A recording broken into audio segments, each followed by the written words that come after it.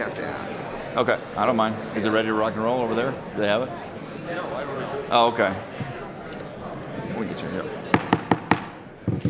Good afternoon, everyone. Thank you for coming to today's formal meeting of the City Council for May 13th, 2015. We're going to begin our meeting with an invocation. Today's invocation will be given by Pastor Dennis Bullock from Faith Christian Center. Pastor Bullock, please come forward. If you can, please rise for the invocation.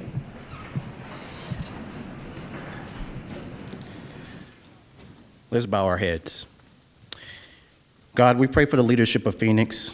We lift up our mayor, every city council member, our judges, city managers, and all those that are in authority. We ask that you strengthen them to make the right decisions and give them understanding hearts to fulfill the purpose of the city.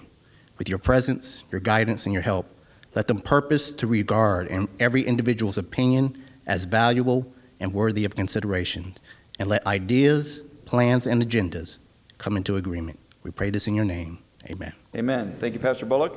The Pledge of Allegiance will be led by Councilman Jim Waring.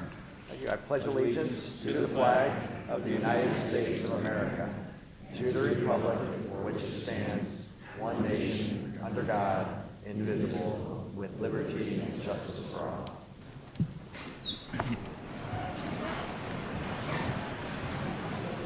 Roll call. Councilman DeCiccio. Councilwoman Gallego.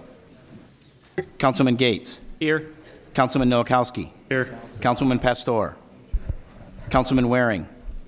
Councilwoman Williams. Here. Vice Mayor Valenzuela. Here. Mayor Stanton.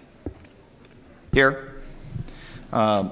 Ms. Holm, our interpreter, is here with us today. Good to see you. Could you please introduce yourself for the audience? Buenas tardes, me llamo Judy, soy intérprete de español. Si alguien necesita el equipo, por favor venga conmigo o con el personal de la ciudad. Gracias. Thank you very much. Would the city clerk please read our 24-hour paragraph?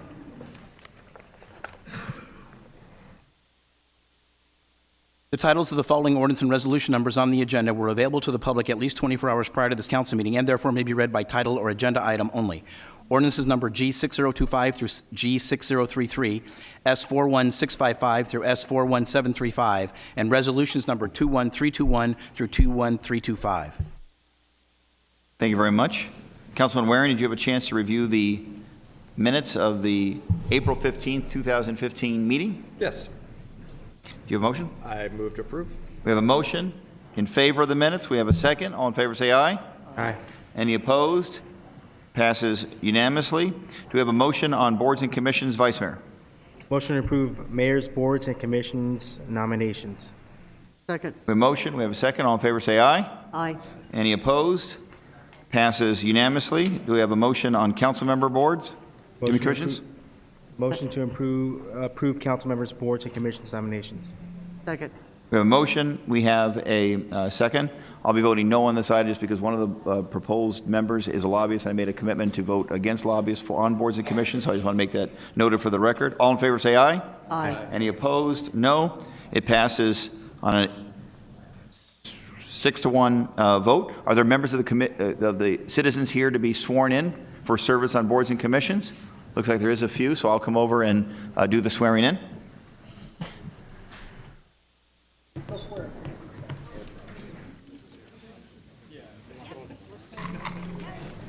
Right here. You can say that. Go right in front of you. Go right in front of you. How are you? Good to see you. Start there and then go this way. How many are there? The last. Mr. Vin is not among them, so you're coming forward, yeah. Okay. He's feeling awfully disappointed. Do you want to be sworn in, Pat? You can. Good to see you. Is there more coming? He's a good man. We kid him. All right. So I'll ask you to raise your right hand, and then there'll be a couple.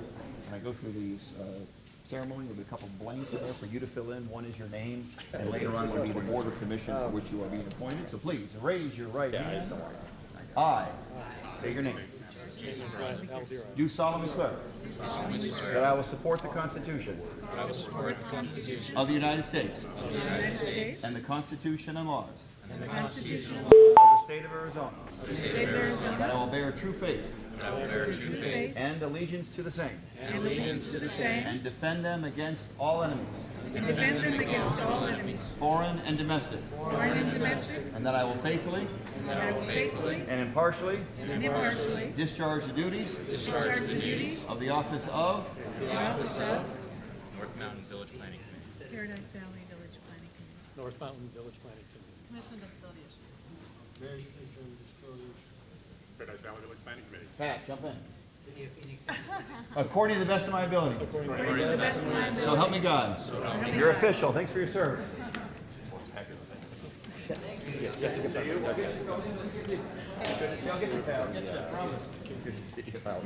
just if you walk up there and go, the council members want to say thank you in advance for your service.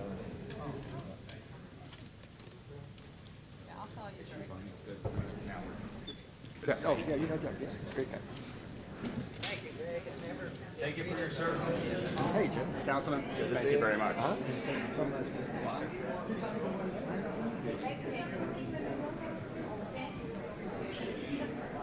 Congratulations, and thank you for your service. Thank you. Hello. Hi, congratulations, and thank you for your service. Thank you. Hello. Hi, nice to meet you. Congratulations, thank you. Thank you for your service. We appreciate it. Thank you. Oh, I appreciate that. Thank you very much. Thank you for your service. Thank you. Appreciate it very much.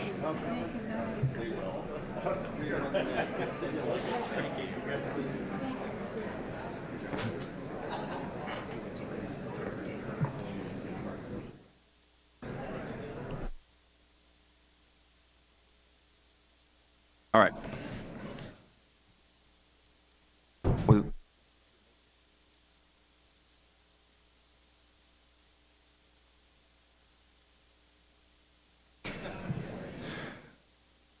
I don't know.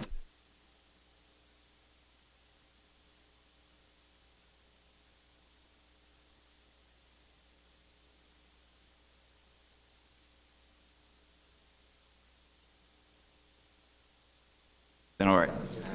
All right. Next, we're going to do a proposed omnibus motion. We're making history today because it'll be the first time that we have a new omnibus procedure. I guess what can best be described as a super omnibus motion because it'll include liquor licenses, old business, new business, as opposed to breaking those items up. We're going to try to, for efficiency's sake, take care of the items that we believe no member of the public is here to provide comment on. And we don't believe there's a significant split on the council. Ms. Rogers, Greta Rogers, had comments on items 37 to 54, and she would cover them all in one statement, up to 4 minutes, if we allowed her to go first, and I agreed to do so. So, Ms. Rogers, please come forward if you want to speak to items 37 to 54, and you'll have up to 4 minutes of testimony. And thank you for being efficient in that regard.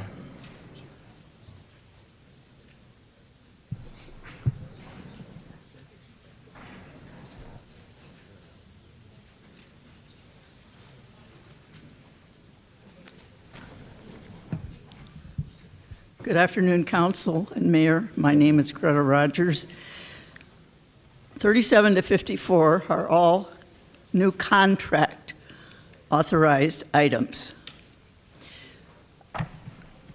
In item 37, the first one on trash containers, we show no cost for this proposal. And I don't know what's wrong with the green and blue cans we presently have. I don't see them falling apart and in pieces on the streets. We're doing cooperative contractual agreements to save money with 250 locals. 250 locals? Who are they? Tell us. List them. And when did this mass cooperative agreement come to pass? Are we cooperating with every municipality in the state of Arizona, for crying out loud? Why are we no longer on any of these contract proposals showing the 3 lowest bidders and the price they bid before you decide who's going to win the prize. This method, you decide who's winning the prize at the front end. This is a recipe for corruption in capital letters. This is Chicago politics alive and well in the city of Phoenix, and I oppose it without exception. Let's go back to the old way. I don't remember ever you passing an ordinance to change this, and I come to these with regularity, as you well know, whether you like it or not. Every single one of these is, we're going to pick John and Joe and Pete and Charlie. We don't know a thing about them. We don't know what they bid. There's nothing. This is unacceptable and needs to go back to the former way it worked, and it worked very well. Thank you. All right, thank you, Ms. Rogers. I want the city manager the opportunity to address the question about the nature of how this is presented to the council and the public. Thank you, Mayor. So first of all, this is a contract for 300-gallon containers, which are the alley containers, which take quite a beating. And there is cost information in there. I appreciate Ms. Rogers' suggestions about how we present these. We will put together information on the SAVE Alliance. That is a group of cities and local governments that get together to cooperatively purchase and use each other's bids in order to save time and resources. But we will fully explain that in a report back to the City Council. All right, thank you very much. Thank you, Ms. Rogers, for your testimony. Mr. Vice Mayor, you ready with a omnibus motion?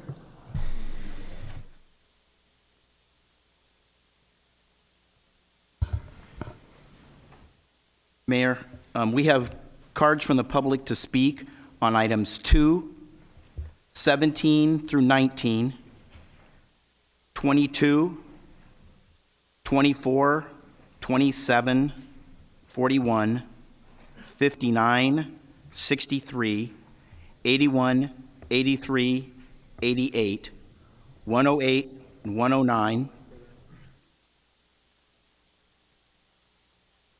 63, 80, 81, 83, 88, then 108, 109, 119, and 124. All right, thank you very much. Mr. Vice Mayor, with that information, do you have an omnibus motion?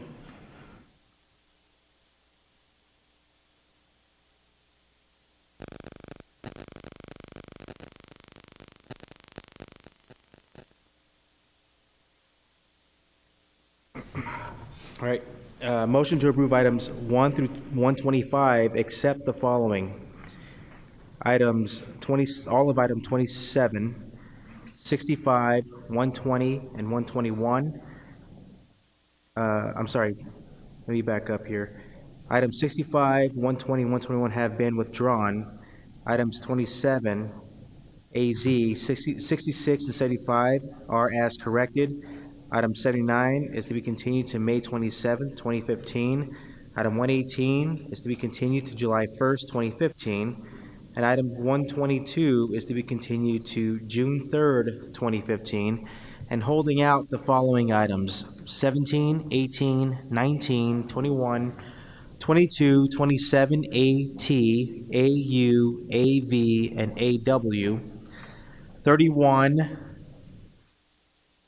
33, 34, 47, 48, 70, 82, 86, 87, 88, 98, 102, 109, 111, 119, 123, 124, and 125, and also excluding the items identified by the city clerk for public comment. All right, thank you very much. We have a motion. Do we have a second on that motion? Second. Is that a proper motion? Mayor, it is. All right, excellent. Any questions from members of the council? All in favor, say aye. Aye. No, I'm sorry. I apologize, because it's a mixed omnibus. We'll err on the side of a roll call. So roll call. DeCiccio. Gallego. Yes. Gates. Yes. Nowakowski. Yes. Pastor. Yes. Waring. Yes. Williams. Yes. Valenzuela. Yes. Mayor Stanton. Yes, those items pass unanimously. Next item on the agenda, I believe then, is item number 2, a liquor license. Do we have a motion on item number 2? It's in Councilman Williams' district. Councilman, do you have a motion on item number 2? Or do you want to hear the card first? Is it objecting to it in opposition? There is a card. Mr. Clark, did you wish to provide testimony, Leonard Clark, on this is the liquor license for Peter Piper Pizza? Is that the correct item? This mic is not working. Can I get the mic on, please? I can yell, but I think it's against the rules. I think you guys already wrote that down. Oh, it's on now. This microphone, sorry. Don't want to yell. It's against the rules. Is this my only time that I can speak? Chief Executive of the city, is this the only time that I may speak? I'm a citizen. I know I'm just a citizen, but I would like, is this my only chance, or do I get to speak on the other? This is your only chance on item number 2. Oh, thank you. Well, of course I would like to, because being that I'm in the, I believe, one of the best districts in the city of Phoenix, and as the mayor knows, and many of our council members and people in the audience, Peter Piper Pizza, and I'm not doing a commercial for them, but I have a special thing for them because they do a good job. I happened to live next to in my old neighborhood, right in Phoenix, to their first ever Peter Piper Pizza, and ever since I went there and saw their largest organ, I believe they are a good business organization. They've always run themselves well, and I don't know if you remember the old saying, but come on over to Peter Piper Pizza. Maybe not, but because you guys are all younger than I am. So anyways, I am for this measure, and thank you so much for letting me, this citizen, speak. All right, thank you very much. Mayor. Councilwoman, do you have a motion? Move approval. We have a motion and a second. All in favor, say aye. Aye. Any opposed? Aye. Passes unanimously. Next item, is it number 17? What's the next item? Item number 17. Motion to approve item 17. Second. Yeah. All right, we have a motion to approve item 17. Yes. We have a second. We have cards on this item. Do you want to hear the cards, Councilman? Are any of them to oppose? Please off. Oh. If it's up there. That's it. Yeah, I mean, I can't. All right, so Officer Washburn, did you want to provide testimony on item number 17? Thank you for coming.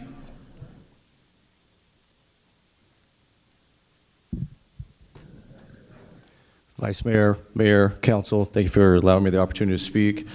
As you well know, the police department does background investigations on applicants to determine whether or not they're capable, qualified, and reliable to conduct a business with a liquor license in the city of Phoenix. In this case, the applicant, Mr. Bates, is applying for a restaurant license at 9611 West Camelback Road at a restaurant he's calling JJ's. Fortunately, Mr. Bates already has a liquor license in the city of Phoenix, and we have a good history of what it looks like for him to run an establishment with a liquor license. Unfortunately, that does not look like a good history. He has owned Bull Shooters Bar at 3337 West Peoria Avenue since 2008. My records check that I found include 8 department reports from 2012 to 2014 that include acts of violence. 5 of those reports include injuries that are serious in nature, including life-threatening injuries. None of these acts of violence were reported to the Department of Liquor, as is required. Mr. Bates also has a record of filing false and misleading statements with the Department of Liquor. I can say that he also made false statements to me when during my interview I asked him who his current managers were at Bull Shooters. He gave me a list of names. None of those names were on file with Bull Shooters, with the Department of Liquor, as he stated that they were, and none of them had liquor training, as he also stated they had liquor training. JJ's itself is currently operating under an interim permit, and it's also getting off to a bad start. A recent inspection by the Department of Liquor, they found a person who was identified by several employees to be the manager on duty. That individual was said to be in charge. He was found to be counting money, and he was intoxicated. The individual is being cited with the Department of Liquor, and that report is currently working its way through the Department of Liquor. The number of violence-related reports on file at his current establishment, his record of false and misleading statements lead me to believe that this applicant, Mr. Bates, is not capable, qualified, or reliable to hold another liquor license in the city of Phoenix. Thank you. Thank you very much, Detective, for your testimony. Gerald Gerard is in favor of the item. Mr. Gerard, did you provide testimony? Thank you, Mayor, Council. I'm a principal in Glenwood Development. We built and owned the shopping center for the last 8 years that this license is being done. We released this when economic times were much better to a very viable operator. We're a good citizen. We have 20 shopping centers. The violations that originally were there were with another operator. The original guy we signed had cancer. He left. He turned it over. I don't frequent the place much. I live 45 minutes from there, and so we've spent considerable time, including 2 years of a vacancy here, looking for someone who could operate the place. The place that the detective tells you about is a 20,000-foot bar with 40 pool tables and 20 dartboards, and so I don't know what his status is, other than I've been there 4 or 5 times to look at it and to see. He tells me there's very good evidence that a lot of the charges that are there are not completely accurate. Our place is significantly smaller, a much different operation. It's 50 yards from In-N-Out Burger next to Bank of Arizona. We have a very much vested interest in keeping this a good place. We will do everything we need to enforce that he is a good citizen there as well. Simply because we have a very vested interest and very important for us to do so. Anyway, I strongly think that it's a benefit to the city, to local employees, to the traffic in the area, to all of the above, to have a operator there that can be there. Thanks. Thank you very much, Mr. Gerard, for that testimony. We have one other card also in favor, not wishing to speak. Michael Bates, who apparently is the applicant on this item. I have not had the benefit of speaking to either the applicant or Detective Washburn on this matter. I would like the opportunity to do so. So maybe I can request that for the motion maker that we continue the item instead of move forward today. So I wanted to personally have the opportunity to meet with both sides and get my mind. Sir, do you want to provide testimony on this item? If you want to provide testimony, please come forward. Now's the time to do so. Comments too. Please. Well, just a second. So I'm asking that the motion be to continue this till our next meeting. In light of the testimony we heard here today, I want to make sure the maker of the motion is okay with switching it to a continuance. Are you okay with my motion being continuance? You want to make the motion continue? Instead of move forward? Yeah, I want to have the opportunity to sit down with the. Okay. Mr. Bates, did you want to provide testimony on that, on whether or not to move forward with the continuance here today? No, I'd like to provide testimony why we should be approved for the license. Okay.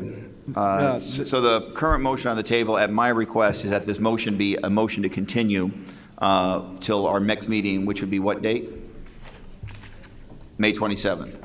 So that is the current motion that's on the table, and that's what I'm going to ask you now that that's the motion on the table.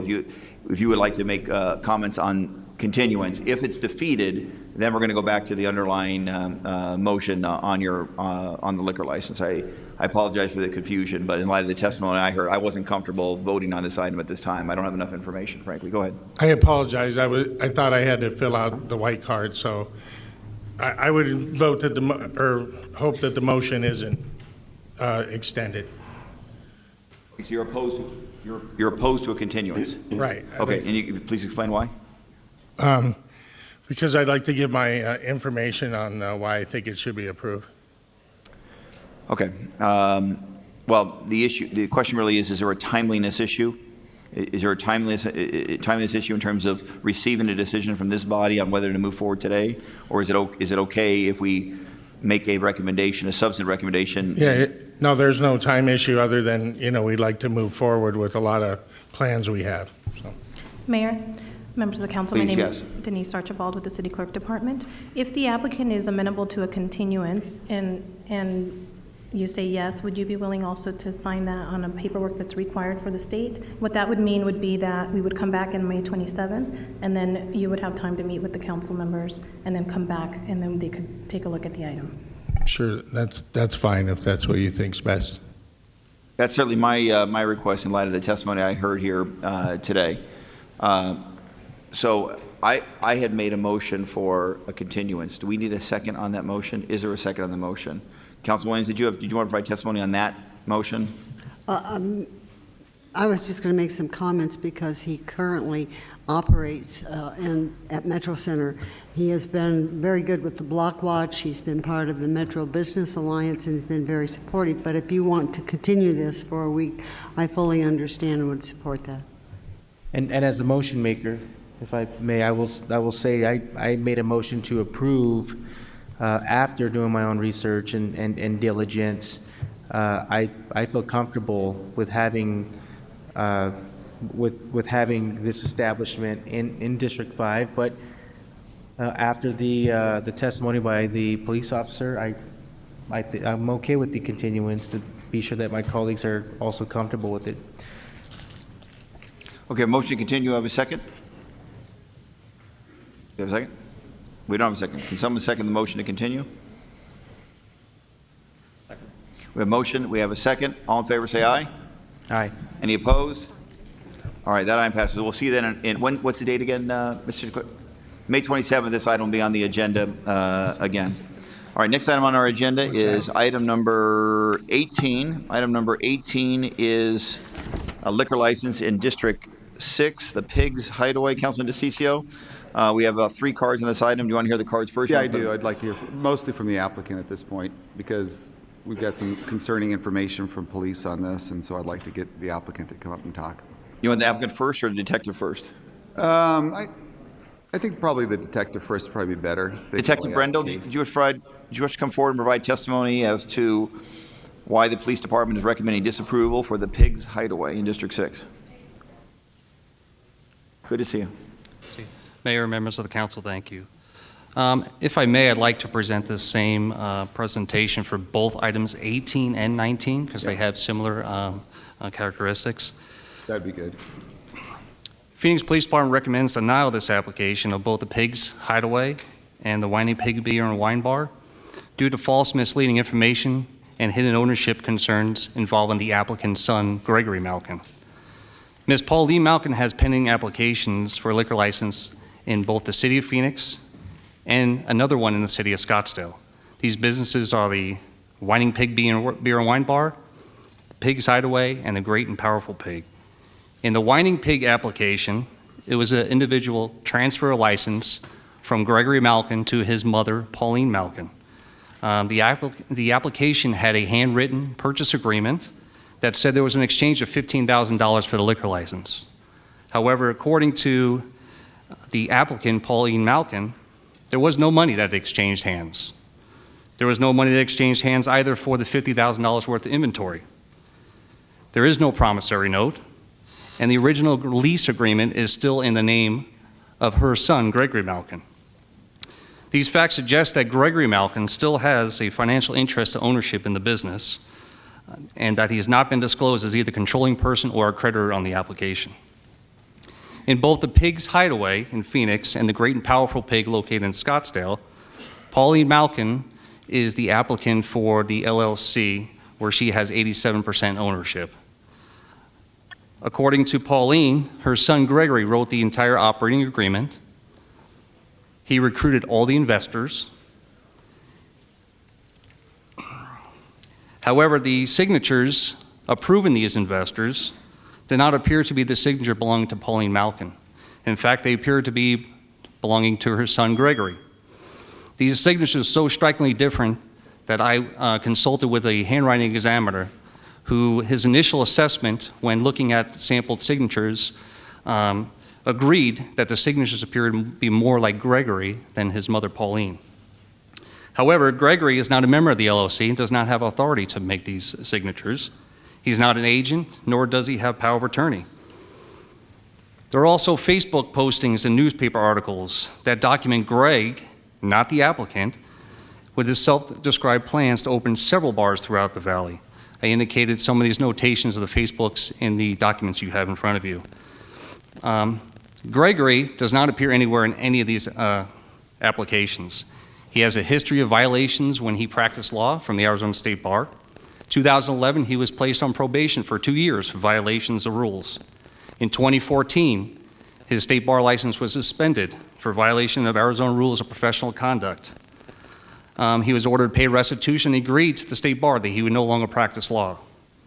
Another reason that he would hide his ownership from these applications is that he probably would protect his assets from satisfying outstanding debt.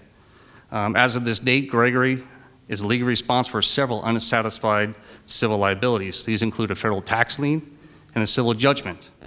There is also an ongoing lawsuit with alleged lawyer malpractice where he's a defendant in a connection with the medical malpractice case.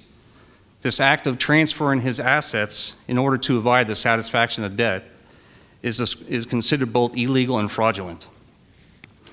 The purchase agreement and operational agreement submitted by the applicant Pauline represents false and misleading information. The other information suggests that Pauline has filed as a straw owner on behalf of her son Gregory in an attempt to conceal his ownership and protect his assets from current and future civil liabilities. Pauline Malkin has failed to demonstrate the liability capable and qualifications that's required for a liquor license. For this reason, we deny both applications here in the City of Phoenix. All right, thank you very much, Detective.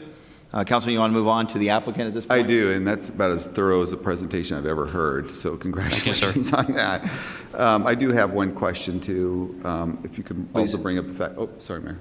Oh, I believe that the city of Scottsdale is also going to be looking into the same applicant, is that correct? Yes, sir. And they have the same concerns that we do, and they'll be recommended denial as well. All right, thank you, Mayor. I just want to make sure that got on the record. All right, thank you very much. I have two additional cards, Paula Malkin and Gregory Malkin. I don't know which would prefer to testify on item 18. Paula, you're in favor of the item. Did you come forward? Good to see you.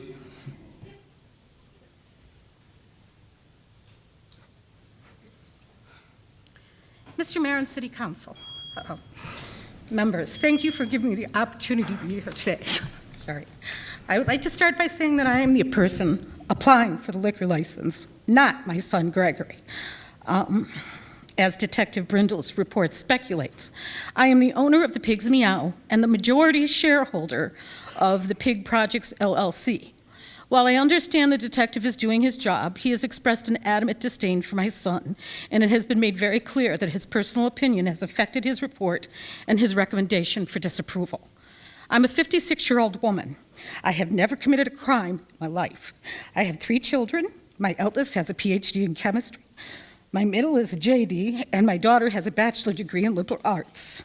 I owned and operated a carpet cleaning business for over 20 years and successfully owned and operated the Pigs Meow for the past 7 months. Through both of these ventures, I have demonstrated the reliability, the capability, and the qualifications necessary to hold a liquor license in the state of Arizona. I would like to point out that the Pigs Meow has never had an issue with the liquor department, and the authorities have never come out to either bar. With that being said, I would like to point out that the Whining Pig, the original location that I'm buying from my son, is the top-rated bar in Yelp in the country. The second location, my bar, the Pigs Meow, is the second-rated bar in the city of Phoenix, second only to the Whining Pig. With the opening of the Pigs Hideaway, I plan to create at least 5 to 7 new jobs within the city of Phoenix. I now employ 10 people between the Whining Pig and the Pigs Meow. I hope that the Pigs Hideaway will be another great neighborhood hangout that my investors and the local community believe in and support. Thank you.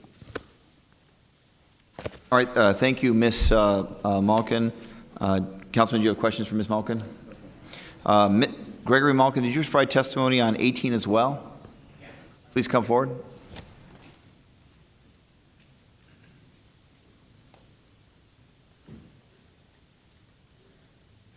Thank you, Council. My name is Greg Malkin. Thank you, Council and Mayor, for the opportunity to speak as well as to answer any questions you might have. I opened, operated, managed, and bartended the Whining Pig for a year and a half.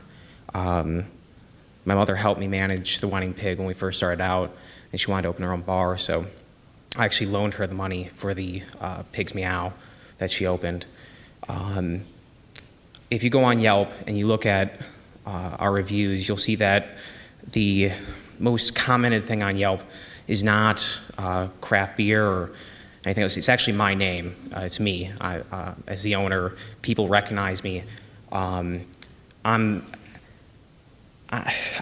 the whining pig to a certain extent. So when we were when my mother was opening up the Pigs Meow, we told people that I was opening up another bar and they should go check out that bar. And people did, and they really, really like my mom's bar, and they like the Whining Pig. And she came back to me and said that she wanted to open up more bars, and I don't have endless money to loan to her, so I put a sign up in the window of the Whining Pig. It's a 450 square foot bar. It's very small. And within a month, a number of regulars said they wanted to invest, and I was a lawyer before, so I drafted up all the documents for my mom and talked to them, and I secured the funding. When my mother was being interviewed by the detective, I showed up so I could answer those questions about the LLC and the operating agreement. There was nothing. We weren't hiding anything. I was there. I could have put, if these were my bars, I could have put them in my name. Nothing has changed in the last 2 years other than I've owned and operated a bar, which shows experience and shows that I could do it. So I could have put them in my name. I didn't, and I didn't because they're my mom's bars. The detective in his report has really no explanation for why I would transfer the Whining Pig to my mother. The only thing he can cite is, besides the fact that she's actually the owner now, the only thing that he could cite was debts. The debts that he cites pre-existed even creating the Whining Pig. I'm not hiding from any debts, and they're not even that large of amounts. They're like $19,000. It's not very much money here. So if the debts were an issue, I could have simply satisfied them and settled them. The truth is, I'm getting out of the bar business. I just don't want to be in it anymore. It's not. My plans are to open a brewery. My mom's planning to help me with that eventually. All right. The time has passed. I wanted to give you a little more time because the detective made some very serious allegations. I want to give you an opportunity to respond to those serious allegations, but the time is complete at this point. Councilman, did you have any questions for either Gregory Malkin or Paula Malkin? No. Or otherwise, your motion? Or a statement? If I could, let me just start off with just a statement to the Malkins. You were outlined today specific things from the police department, things that you could address. Now, for the city, for those individuals that are in the audience here and they're watching this on TV, we are just an advisory body. The state of Arizona is the ultimate entity that will either grant you or deny you a liquor license. What I would suggest that you do is go to the state with each one of those things and answer each one of those questions. My history at the City of Phoenix is I really don't like denying people their opportunity for their American dream. I just don't. I may or may not agree with someone's business. It's not my business. It's yours. So everything that we've done out of my office has always been toward siding with the business owners, siding with the public. There's no reason for government to ever get in the way of someone's livelihood and their dream. But in this case here, the police officer really outlined an incredible case here. I mean, it's just one that you would need to go through point by point to get someone like me to agree to it. And I didn't see that or hear that today. But I'll let you talk. Is it possible to continue it like with the last matter and talk to my mother and talk to me? And again, from my end of it, we're an advisory body. I'm just going to move the motion to this, then I'll just kick you right to the state, and then that's where you'll have to do this. I mean, that's really where you'll have to move forward with it. Given what I've heard from the police department, the fact that Scottsdale is looking at it is a problem. And remember, most of us that are up here, we don't know exactly what your business is. We have to rely on the staff from their presentation on that. But I would highly encourage you, I'm going to make the motion to disapprove today. And I'm going to recommend that you go through point by point from this presentation. If you need a copy of it, my office will provide it to you and answer every single one of those questions. I would like to see you succeed in life. I think it's important for everybody to have their dream move forward, but those were pretty serious allegations there. So my motion's going to be to disapprove, Mayor. We have a motion to disapprove based upon the reasons provided by the representative of the Phoenix Police Department. Do we have a second on that motion? We have a second here. We do have a second on the motion. Any additional comments by members of this body? I just want to be clear that I will be supporting the motion. The difference is, in the last case, the motion was in favor of the item. The police department made a recommendation of oppose. I just wanted to learn more about it. In this case, the recommendation is consistent with the recommendation of the Phoenix Police Department. That's why I will be supporting it. Roll call. DeCiccio. Gallego. Yes. Gates. Yes. Nowakowski. Yes. Pastor. Yes. Waring. Williams. Yes. Valenzuela. Yes. Mayor Stanton. Yes, so the motion to deny was passed unanimously. Next item on the agenda is item number 22. Is that it? 19. We heard Detective Brendel provide testimony on both items. Councilman, your motion on item 19? Same as before, motion to disapprove. Second. We have motion opposed, a second for the same reasons provided item number 18. Roll call. DeCiccio. Gallego. Yes. Gates. Yes. Nowakowski. Pastor. Yes. Waring. Williams. Yes. Valenzuela. Yes. Mayor Stanton. Yes. Next item on the agenda is item number 22. Is that correct? Item number 20. Item number 20 is next. I apologize. Item number 20 is 21. I'm sorry. It's 21.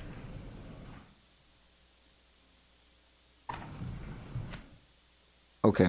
Would the city clerk please read the item? Read the title on item number 21. Item 21, Ordinance G6025, an ordinance amending Section 18-205C of Chapter 18, Article 7 of the Phoenix City Code relating to the Small Business Enterprise Procurement Program to extend the Small Business Enterprise Program. We have a do we have a motion on item number 21, Vice Mayor? Motion to approve item 21. We have a motion and a second. Any comments by members of the council? Any cards? Roll call. Gallego. Yes. Gates. Yes. Nowakowski. Pastor. Yes. Waring. Yes. Williams. Yes. Valenzuela. Yes. Mayor Stanton. Yes. Next item on the agenda is item number 22, the proposed renaming of the Public Information Office to the Communications Office. Would you please read the title on that one, please, Mr. Clerk? Item 22, Ordinance G6026, an ordinance relating to the Public Information Office, renaming the Public Information Office, amending Section 2-224 Phoenix City Code, and amending Section 11-1 Phoenix City Code. All right. Do I have a motion on item number 22? Do Motion to approve item 22. we have a second? Second. We have a motion and a second. Roll call. Mayor, just a quick comment, though, too. I'm going Councilman DeCiccio, comment. to be voting against this. I don't understand why we're even doing this, changing a name of an office. I mean, it just seems like a waste of time. But at the end of the day, the word public information is kind of a critical component because the public owns the city. Everybody in this room, everybody that's watching this, the public owns it. You own the information. And I think it kind of detracts from the fact that they own it. And I don't get why we're changing it to communication. I don't get it. It detracts from what the real mission of the city of Phoenix is. Thank you, Mayor.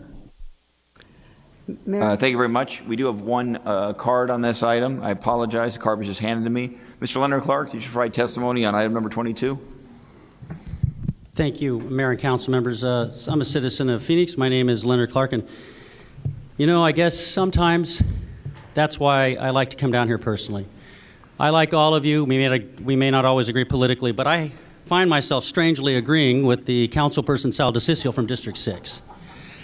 I know this is weird because maybe Haley's comments coming. It's when both sides actually meet on issues of privacy and issues of public information. That both sides do meet. I concur totally. As a citizen of Phoenix, I know it says in the listing that San Antonio's doing it and this other city's doing it and that city's doing it. Well, if they jumped off the cliff of the Grand Canyon, does that mean we should do it? In other words, language is important. The old saying that sticks and stones may break my bones, but words will never harm me is so untrue, and all you have to do is read George Orwell's 1984 to know. Public Information Officer is, people hear in the title, I know that this public information officer, if there's a train crash, if there's something that bad or good that happens, I'm, as a member of the public, going to know what's happening. But the subtle change from PIO, public information officer, to communications officer, you know, I just think that somebody in here, and I really thank the staff for their hard work, but somebody here must think that the public, the citizens of Phoenix, are a bunch of suckers, because we can't tell the difference between the subtle change of communications office to public information officer. I mean, it's very important. People need to know where they can go in this age of dark money and dissatisfaction with our government and opaque political processes. I don't bring a lot of money to these meetings, but I want to know as a citizen of Phoenix that I and my neighbors in my neighborhood, when someone says I'm public information officer for Phoenix, that we're going to get valuable and vital information. But when they just say I'm communications director, that implies to me, oh, we're just giving out information. It might not help you, public citizen. So please, I'm strongly against this. If I did put I was in support of it, I am wrong on that. I meant to put no. Thank you. All right, thank you very much, Mr. Clark. There were other comments, I think, by members of this council. Anybody else want to provide comment on this item? Councilwoman? Actually, I'd like to continue it until I speak with the city manager regarding this.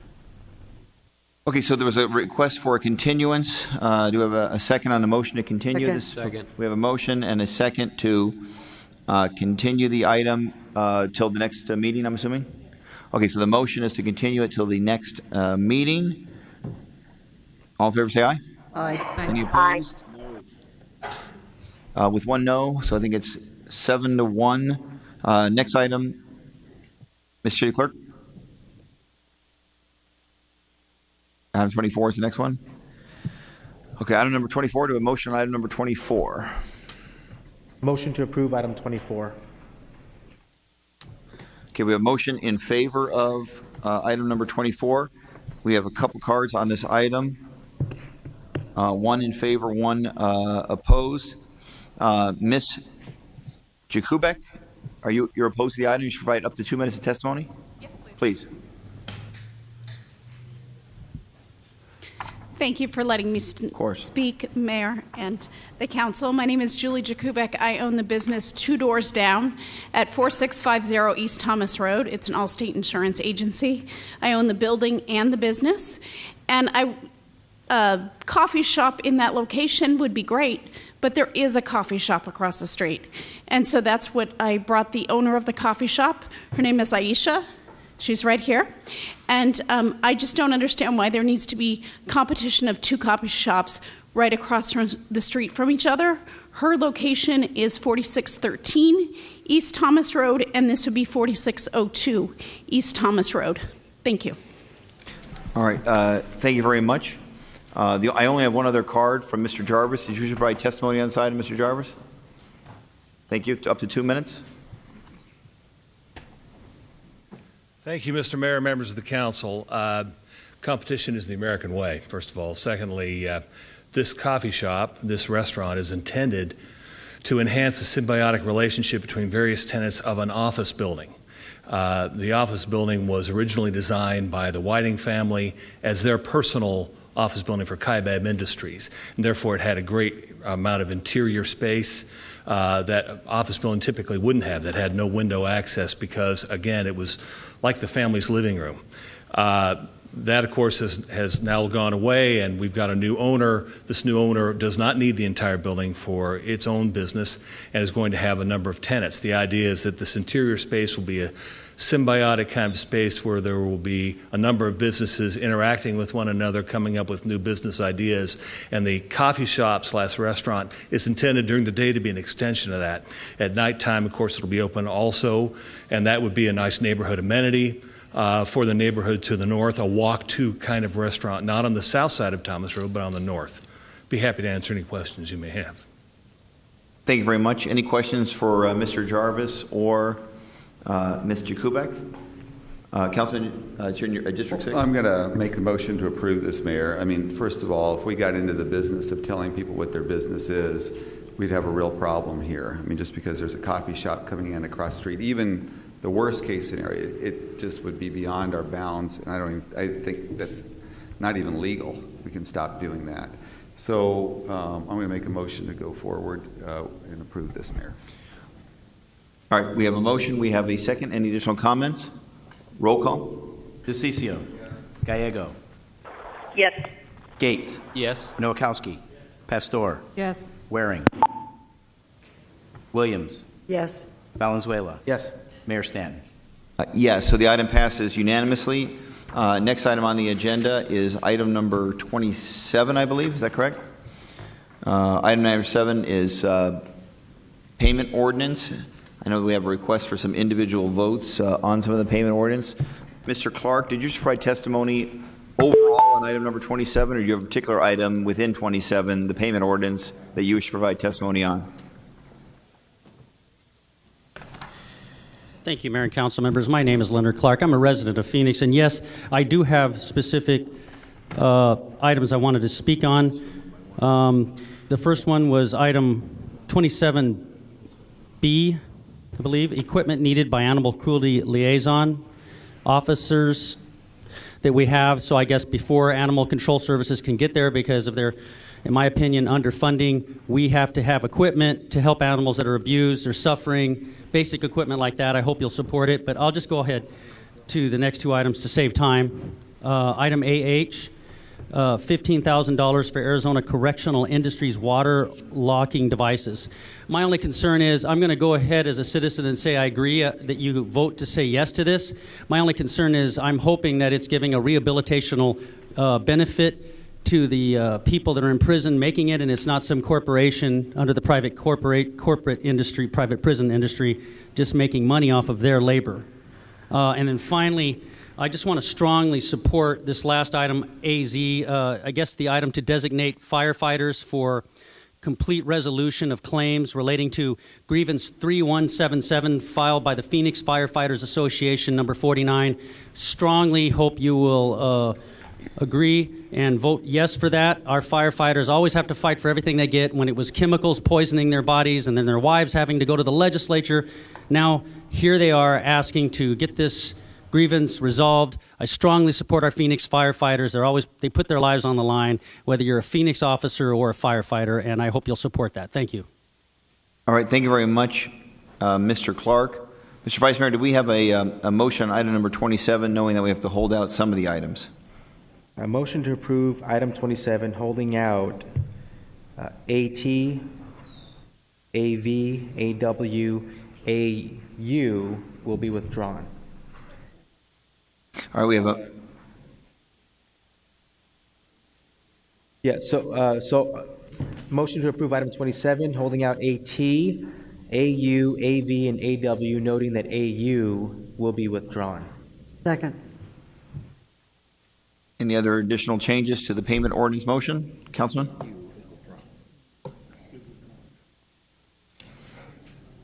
Okay. All right. Okay. We have a motion. We have a second. Roll call. DeCiccio. Gallego. Yes. Gates. Yes. Noakowski. Pastor. Yes. Waring. Yes. Williams. Yes. Valenzuela. Yes. Mayor Stanton. Yes. Next item is item number 27AT. Do we have a motion on 27AT? Motion to approve item 27AT. Second. We have a motion. We have a second. Are there any comments on 27AT? Councilman DeCiccio. Just if I could have Maria Hyatt, I saw her here in the audience, just to give an explanation of what AT is about. Or Rick or whoever. The city manager, who should answer the question about AT? Mayor, I will ask Maria Hyatt, our public transit director, and Rick Maymark, deputy city manager, to answer the issue of what this is paying for. Also, Ken Kessler, who's the financial services officer of the transit department.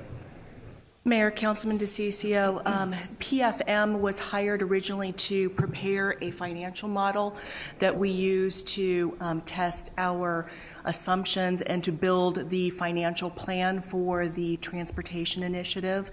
Between the building of that plan and the final council approval, there were several substantial changes.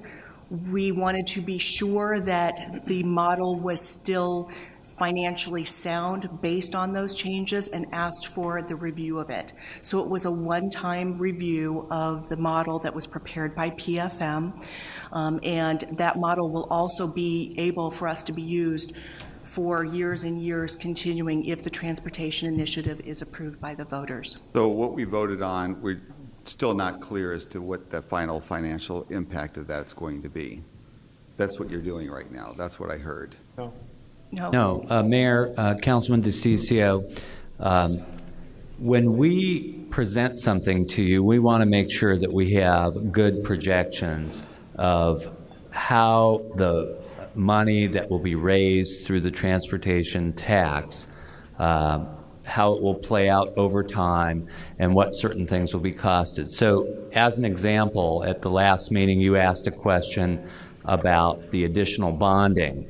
We knew the answer to that number because the analysis that was done by this consultant allowed us to know the answer to that number. It's a very complicated financial model for a 35-year program that ultimately will be about $6-7 billion worth of additional local tax money with a whole bunch of other money leveraged. And so in order for us to be able to provide you all with good, accurate financial information, we need to be able to do this kind of work. And it is exactly because of that work that we were able to answer the kinds of questions that you all were asking us. Well, what I'm trying to get at here is that the city's already voted to move that forward. Why wasn't this done before the vote? This is a vote to write a check to pay a bill to the company that did this work. Are they going to be doing any more work? They're not on contract to do any additional work for us. If we need to, we'll bring an item before you again in the future. So they're not going to be doing any more analysis. They're done. Based on what we have planned today, Councilman, we do not need them at this point in time. So there's not a single bit of analysis that they're going to do. Not one. I think what we're trying to say is we can't predict the future. There may be a point in time in the future where we may need to do analysis, but all the analysis necessary to get to this point has been concluded and the contract is concluded. If we need more, a contract would come back before the mayor and the council for approval. So everything that was voted on, we've already got those numbers, and those are not going to change. That's what I need you to say yes or no to. So what was voted on, the numbers in the projection are all out there now. Obviously, numbers change. If there's an economic change or whatever, the amount of money, we don't know exactly how much money we'll get from the federal government. Well, it's not going to change between now and the election. Oh, no, of course not. Okay, so those numbers are not going to change. Correct. Correct, Councilman. That's what I wanted to make sure I got on the record. That was the main point. Thank you. Thank you very much. Councilman Warren, do you have anything? Any other comments from members of this council? Roll call. DeCiccio. No. Gallego. Yes. Gates. Yes. Nowakowski. Pastor. Yes. Waring. No. Williams. Yes. Valenzuela. Yes. Mayor Stanton. Yes. 7-2. The item passes 7-2. AU is withdrawn, so AV is next. We have a motion on 27AB. AV. Motion to approve item 27AV. Second. We have a motion and a second. Any comments by members of this council on AV? Roll call. DeCiccio. Yes. Gallego. Yes. Gates. Yes. Nowakowski. Pastor. Yes. Waring. Williams. Yes. Valenzuela. Yes. Mayor Stanton. Yes, item passes 7-1. 8-1. Oh, we have all nine. Okay, 8-1. Next is AW. We have a motion on AW. Motion to approve item 27AW. Second. We have a motion and a second. Any comments by members of this council? Roll call. DeCiccio. Gallego. Yes. Gates. Yes. Nowakowski. Pastor. Yes. Waring. Williams. Yes. Valenzuela. Yes. Mayor Stanton. Yes, item passes 8-1. Next item on the agenda, I believe, is item 31. Is that accurate? 31 is the next one. It is a request that we apply for and accept a AmeriCorps Vista Love Your Block grant. Do a motion on item number 31. Motion to approve item 31. Second. We have a motion. We have a second. Are there any cards on 31? Any comments by members of this council? I have a comment. Vice Mayor has a comment. Is Michael Hammett here?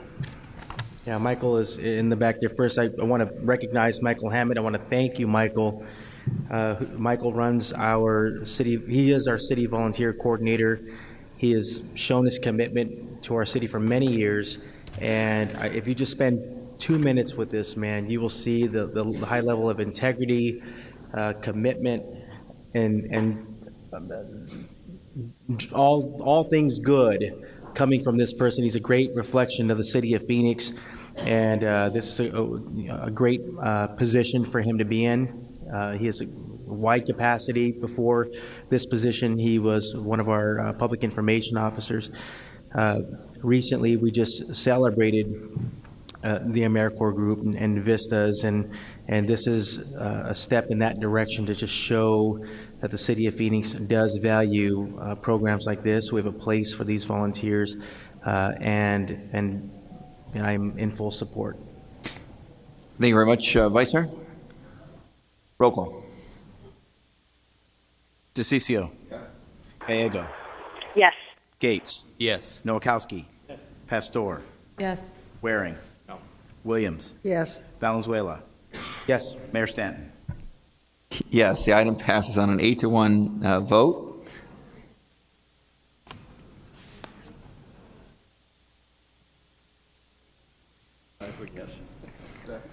Okay. Councilman Waring did vote no on that item. Dying to know why. All right, next item on the agenda. 33, item 33, a motion to approve item 33.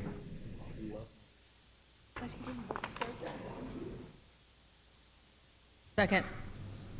We have a motion on 33. We have a second. Are there any cards on item number 33? Speak only if necessary. Ian Wist is in favor, only to speak if requested. Any comments by members of this council? Roll call. DeCiccio. Gallego. Yes. Gates. Yes. Nowakowski. Pastor. Yes. Waring. Williams. Yes. Valenzuela. Yes. Mayor Stanton. Yes. The contract to purchase office products is unanimous by the City Council. Next item, Vice Mayor. I'm voting no on the next one. Motion to approve item 34. Second. All right, we have a motion on 34. We have a second. Are any cards on item number 34? No. Not on 34. Any comments by members of this council? Councilman Gates. Yes, Mayor. Had a question on this item.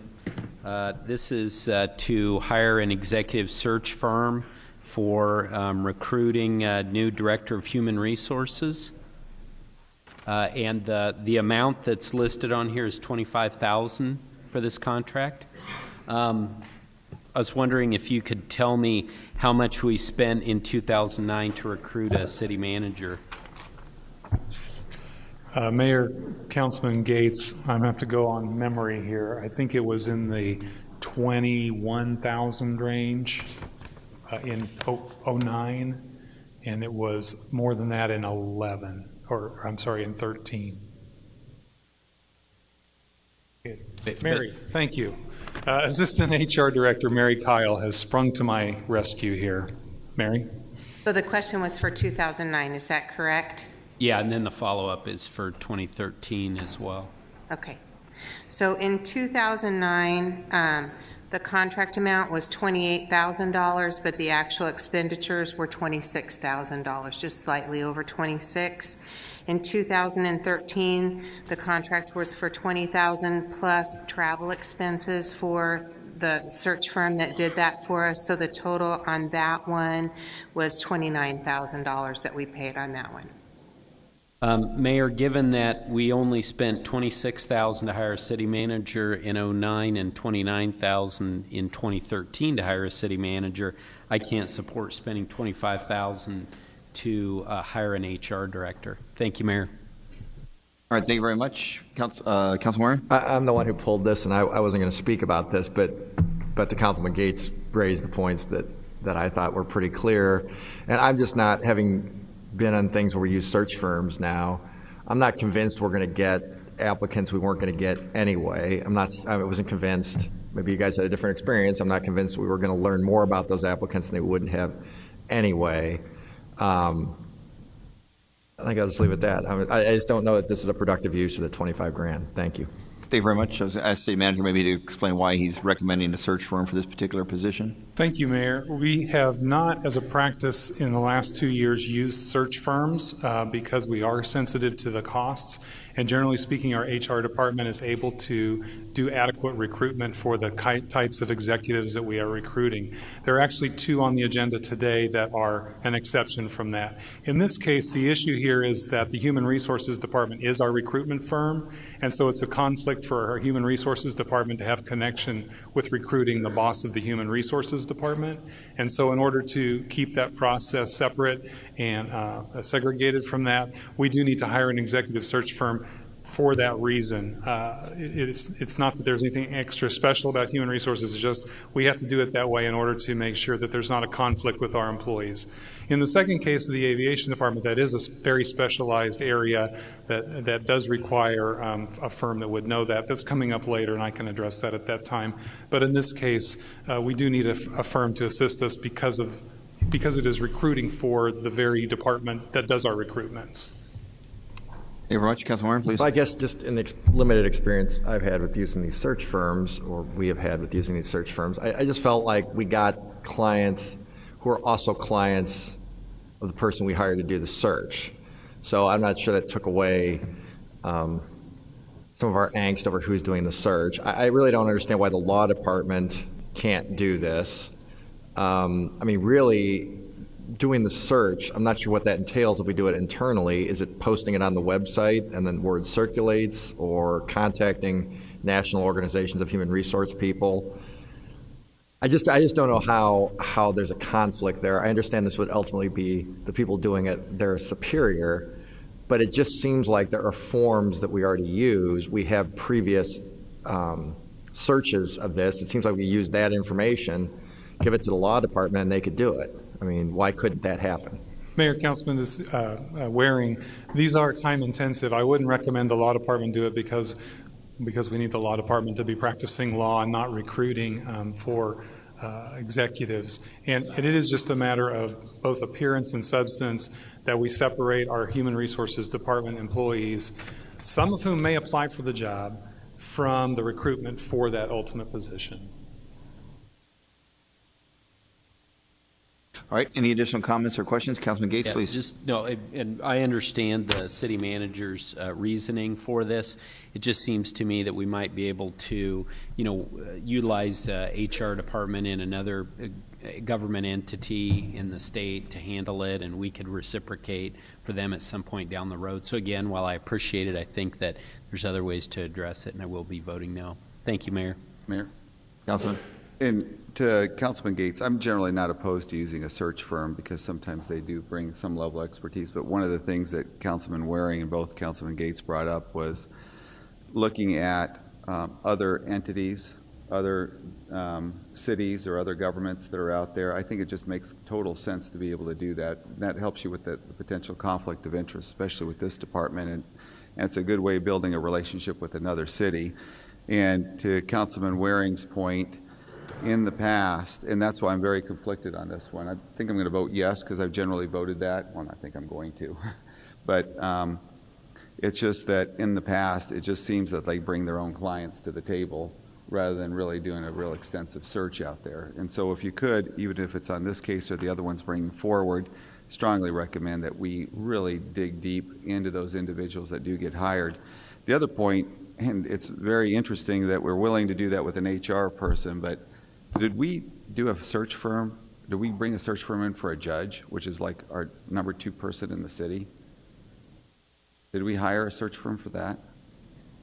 Okay, a fair question. I wanted the city manager to first answer the question about some of the council members have suggested that we use an HR department of their city as an alternative to a search firm, and if you want to discuss that publicly, we can have a hold off on this and do it another time, and, but otherwise feel comfortable, please do so. I think the issue that I would just express about that is if you look at the value of this would be asking for a significant dedication of resources and time from another city or entity that I would feel a little hesitant asking someone to commit something that's a value of $25,000 of their time for our needs. And also, we need this to be a top priority, and I would just hesitate to ask someone else in another city to make it a top priority. It would be difficult for us to offer our staff in that way to another city because of the workload we have. So it's not that it's not possible, I just wouldn't recommend that because of that.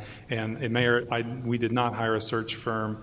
These are the only two search firms we've hired or requested to hire since I believe the council hired a search firm for the city manager in 2013. Councilman Murray. And that was a disaster. Just kidding. Yeah. No. Couldn't resist. Well, I did have the final question. Agrees with you. Mayor, I did have the final question about whether or not. Councilman DeCiccio, another question, please, go ahead. Did that happen with the presiding judge? I think he answered that, but go ahead and answer it again. Mayor, no, it did not. Councilman Morgan. So, I mean, we've had cases, legal cases, that we've sent to other cities because of conflicts.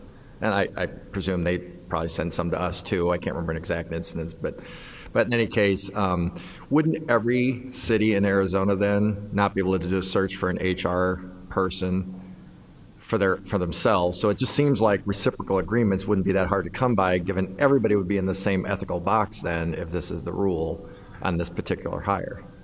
I can't speak to what other cities would do to hire their HR directors. I would assume that they would have the similar situation to us with that.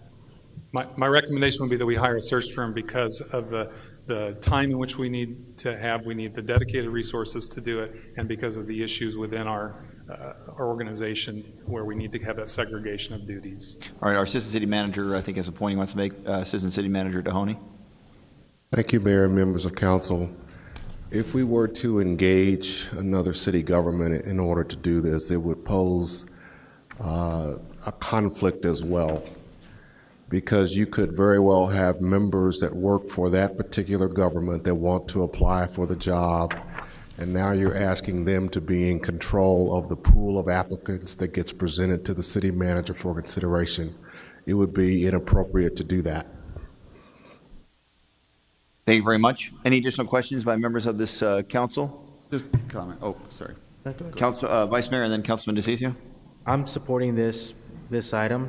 The people of Phoenix deserve the very best that is out there, and we need. There's a firm apparently. I don't want to say apparently because I know for a fact there are firms out there. We've used them in the past that help us find the best possible candidate for these incredibly important jobs. Now, whether we used a firm in the past for other positions or not, maybe we should have in the past, but what I do feel is we should be doing this. For this important position, we need to get this right. And that said, I am supportive. Thank you very much, Vice Mayor. Councilman DeCiccio, had more additional comments? And I voted for these before because it just, I know how the search firms work, and if they're done right, it works well. It just seems that it's been inconsistent. I mean, especially when you're dealing with the second most important job at the city of Phoenix, which is like your presiding judge. We don't even do a search firm or bring someone in that's a neutral third party to do that. And when we're talking about HR is an important position, but it does not rank to the same level as a position that we should have done this with. It just doesn't look good because it looks very inconsistent. But thank you, Mayor. I'm going to be supporting this. All right, additional comments? Can I ask a question? Yes, Councilwoman, please. If we were to vote in favor of this and then there to be a clear internal candidate who rose above others and was selected, the city manager wouldn't have to use this even if it was authorized? I'm not sure I understood the question. Councilman Gallego, could you repeat the question one more time? We could just hire, if there were a strong internal candidate available, we could hire someone and not need to spend the $25,000? The contract is up to $25,000, or they're authorizing up to $25,000. So in that situation where we wouldn't need a search firm throughout the whole process, we ended up hiring a strong internal candidate. I'm assuming that would just be a lower cost that we'd end up paying, but we'd still have to pay whatever for the time that was utilized. Mayor, Councilman Gallego, the mayor's explanation, I think, is correct, that at any point, if we did not need to proceed with the search firm, we could end the contract, and it is an up to amount. It is not a guaranteed amount. Excellent. I agree with Councilman Gates. It seems like we ought to be spending less than we did on city manager. Okay, Councilman Nowakowski, please. I just have a question. So when do we determine when we need a search firm and for what positions? Thank you, Mayor. Councilman Nowakowski, my position, I've hired probably 30 executives in the last 18 months, has been that we proceed with an assumption that we will not use a search firm because of the cost, except in exceptional circumstances. The two today are the first two that I can recall in my 18 months as manager where those exceptional circumstances have arisen in my decision-making for hiring. HR because of the reasons I explained, and aviation because of the technical nature of finding a director for that department. But it is really, it is the judgment of the manager, and in the cases of positions that the council hires, it would be in the judgment of the council. So in the future, if we wanted to hire a search firm for a presiding judge to go in front of the Judicial Selection Committee, could we do that?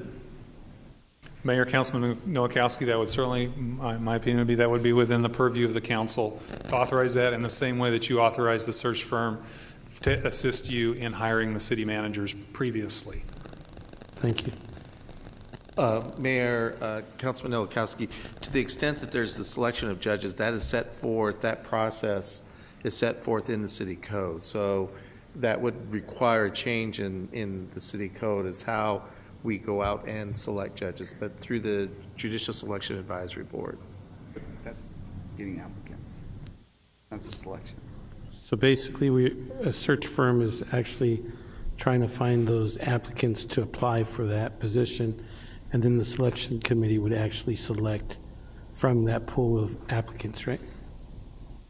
Currently, as Section 2-96 is written, it's within the purview of the JSAB to actually go out and search for candidates and then ultimately select them and recommend them to the mayor, and the mayor hence to the subcommittee. Thank you. Other comments by members of the council? Okay, roll call. DeCiccio. Gallego. Yes. Gates. No. Nowakowski. Yes. Pastor. Yes. Waring. No. Williams. Yes. Valenzuela. Yes. Mayor Stanton. Yes, item passes on a 7-2 vote. Next item on the agenda I have is 41. Is that accurate? Motion to approve item 41. Second. We have a motion and a second on item number 41. Item number 41 concerns safety-related uniform items requirements contract. Mr. Louis Schmidt, did you wish to provide testimony on item number 41, followed by Marshall Pimentel?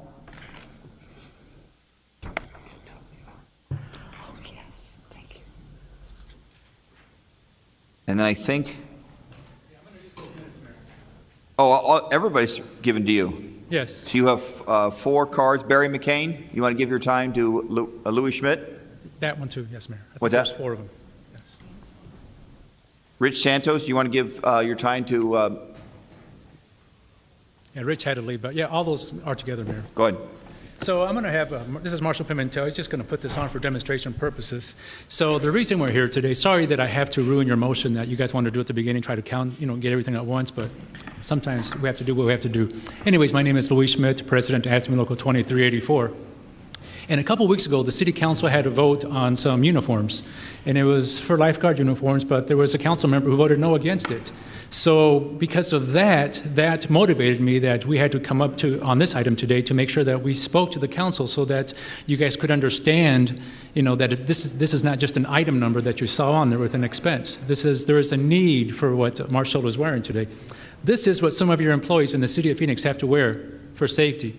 Now, it's not like the vest that our officers wear, because those vests aren't there to protect, they're not there to save their lives, they're there to protect, to try to minimize the damage.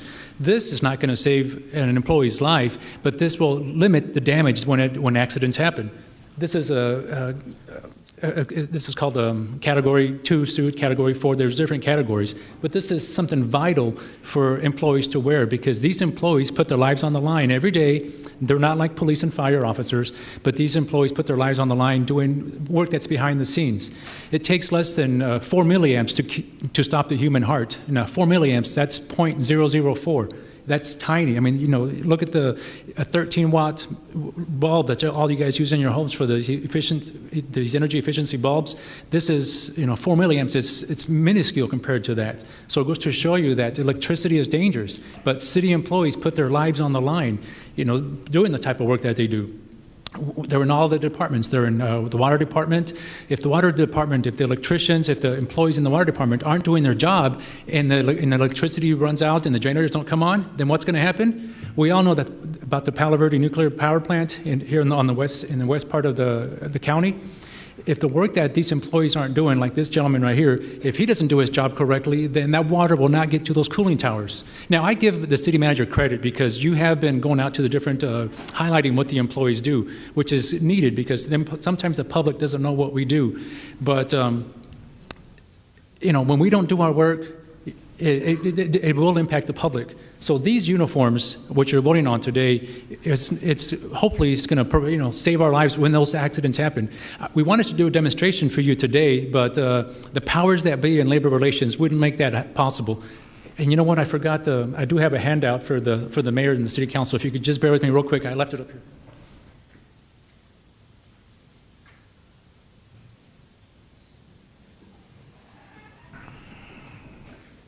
Say no to that.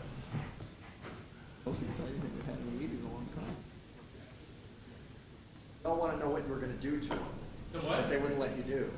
You can take that off if you're too hot now, Marshall, but I think the demonstration, I think we've made our point. Here. So first of all, this first part, this is a hot dog. I'm not going to eat this. But like the human body, a hot dog, sometimes when we put it in the microwave, we see what happens to the inside.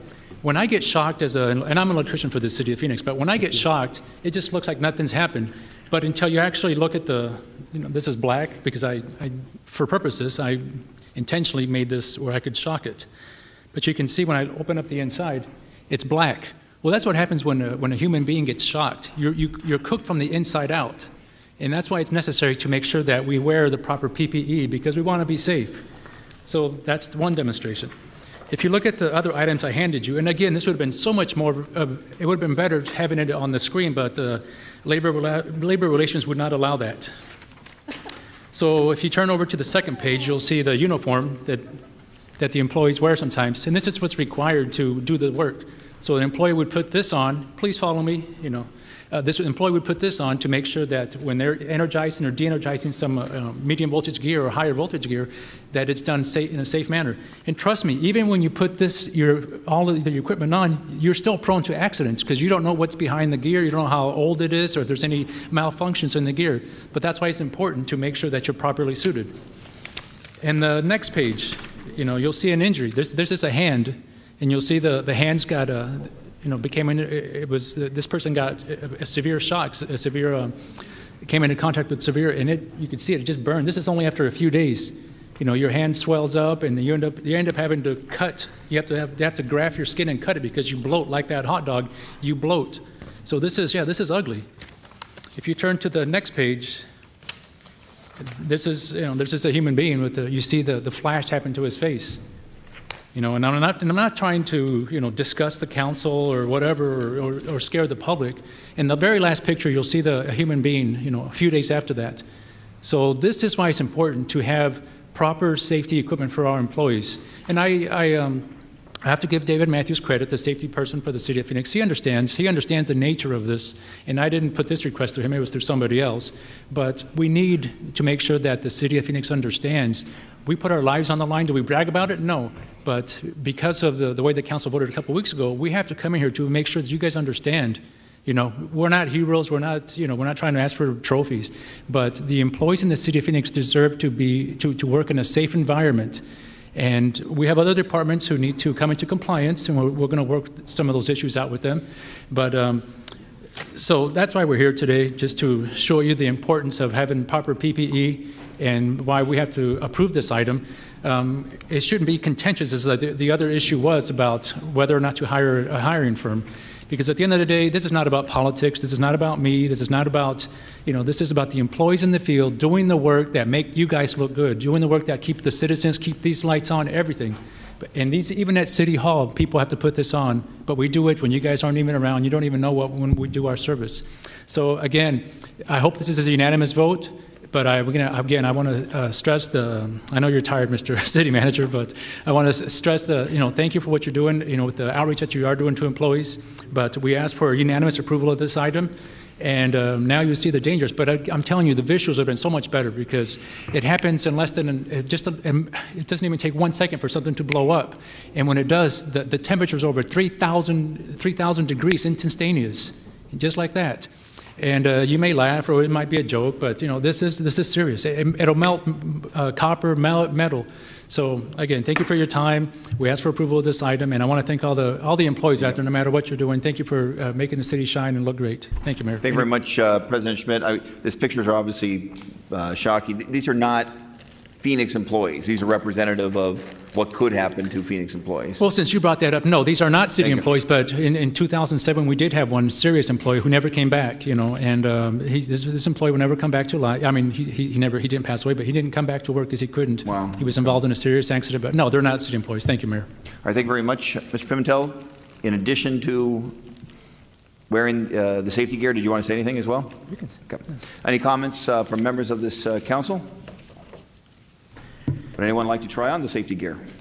You're more than welcome to come out and, see what we do, How did they decide? Jim Waring with. You got to talk. You got to get shocked. Well, I'm an electrician, so I've actually been shocked. So remember, when I wore that orange uniform, I got some issues about whether or not they were going to respect me in the uniform. He's a much nicer guy than I am, so you can't say anything negative about him. The point well made. I appreciate your testimony. Any comments or questions by members of this council?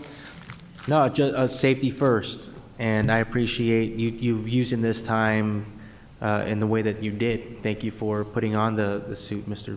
Pimentel, and Luis, thank you for walking us through it. Appreciate it. I hope that made sense. Thank you, Mayor. Thank you very much. Roll call. DeCiccio. Gallego. Gates. Yes. Nowakowski. Yes. Pastor. Yes. Waring. Yes. Williams. Yes. Valenzuela. Yes. Mayor Stanton. Yes, the item passes unanimously. Next item on the agenda is item number, is it 59? 47. 47. Motion to approve item 47. Second. We have a motion and second, item number 47. Do we have any cards on 47? Any comments by members of this council? Roll call. DeCiccio. Gallego. Yes. Gates. Yes. Nowakowski. Pastor. Yes. Waring. No. Williams. Yes. Valenzuela. Yes. Mayor Stanton. Yes, item passes 8-1. Next item is 48. Motion to approve item 48. Second. We have a motion and a second on 48. Any cards? Any comments? Roll call. DeCiccio. Gallego. Yes. Gates. Yes. Nowakowski. Pastor. Yes. Waring. No. Williams. Yes. Valenzuela. Yes. Mayor Stanton. Yes, I think that item passed 8-1. Next item, I believe, then is 59. Is that accurate? We have a card on 59. Motion to approve item 59. Second. We have a motion. We have a second. Item number 59 is the proposed acquisition of 4 improved parcels located at 16th Street and Indian School Road. Ms. Greta Rogers, did you have testimony on item number 59? Thank you.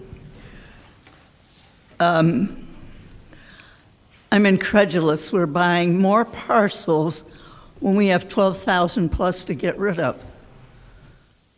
This begs the question. Path to what? For whom? What is this, a pathway for whom? All right, fair question. Mr. Naymark, did you have answers to the question as to why staff is proposing that we acquire these 4 parcels?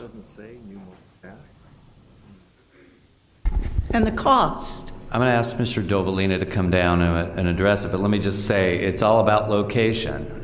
We don't own parcels in this area where we're planning to construct a multi-use path, and so it makes sense to acquire the parcels to be able to do that for recreational and movement purposes. Thank you very much. Ms. Waters, Dovalina does may that know a answer your little question? more.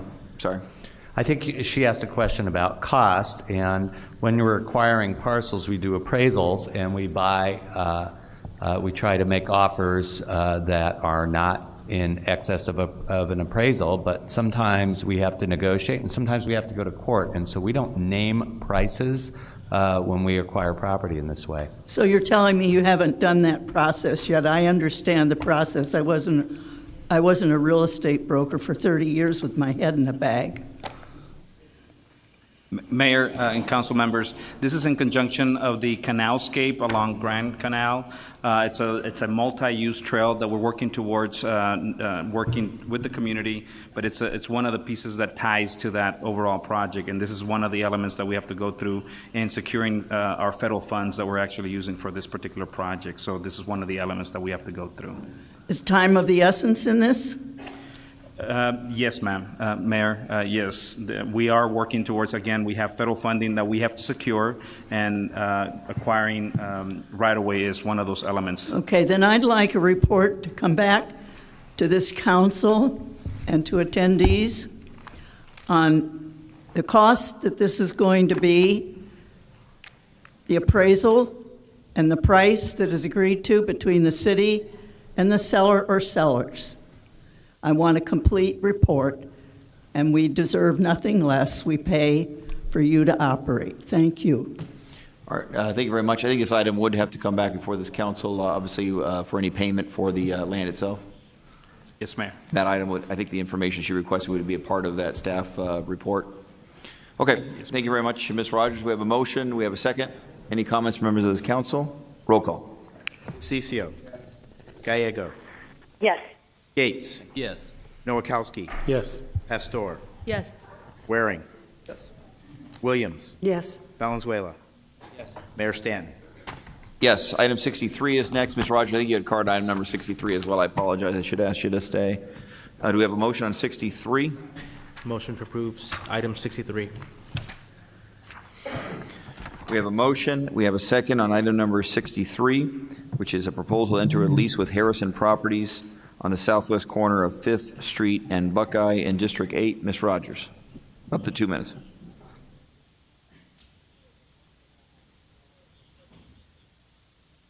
I happen to know this property. I drive past it frequently on my way in and out from home to this location and reverse.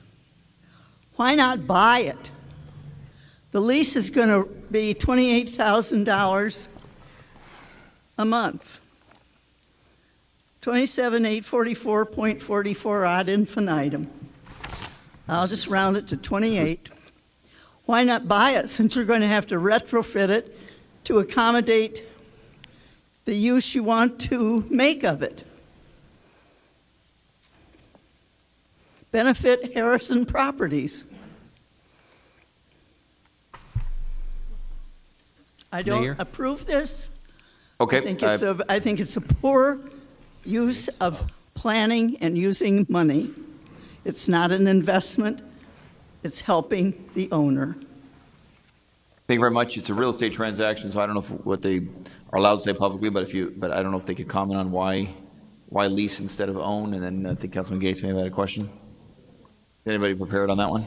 I want to ask a question if I could too, Mayor, on that. Of course. When they're up here. Is it $28,000 a month? For it says approximately an acre, right?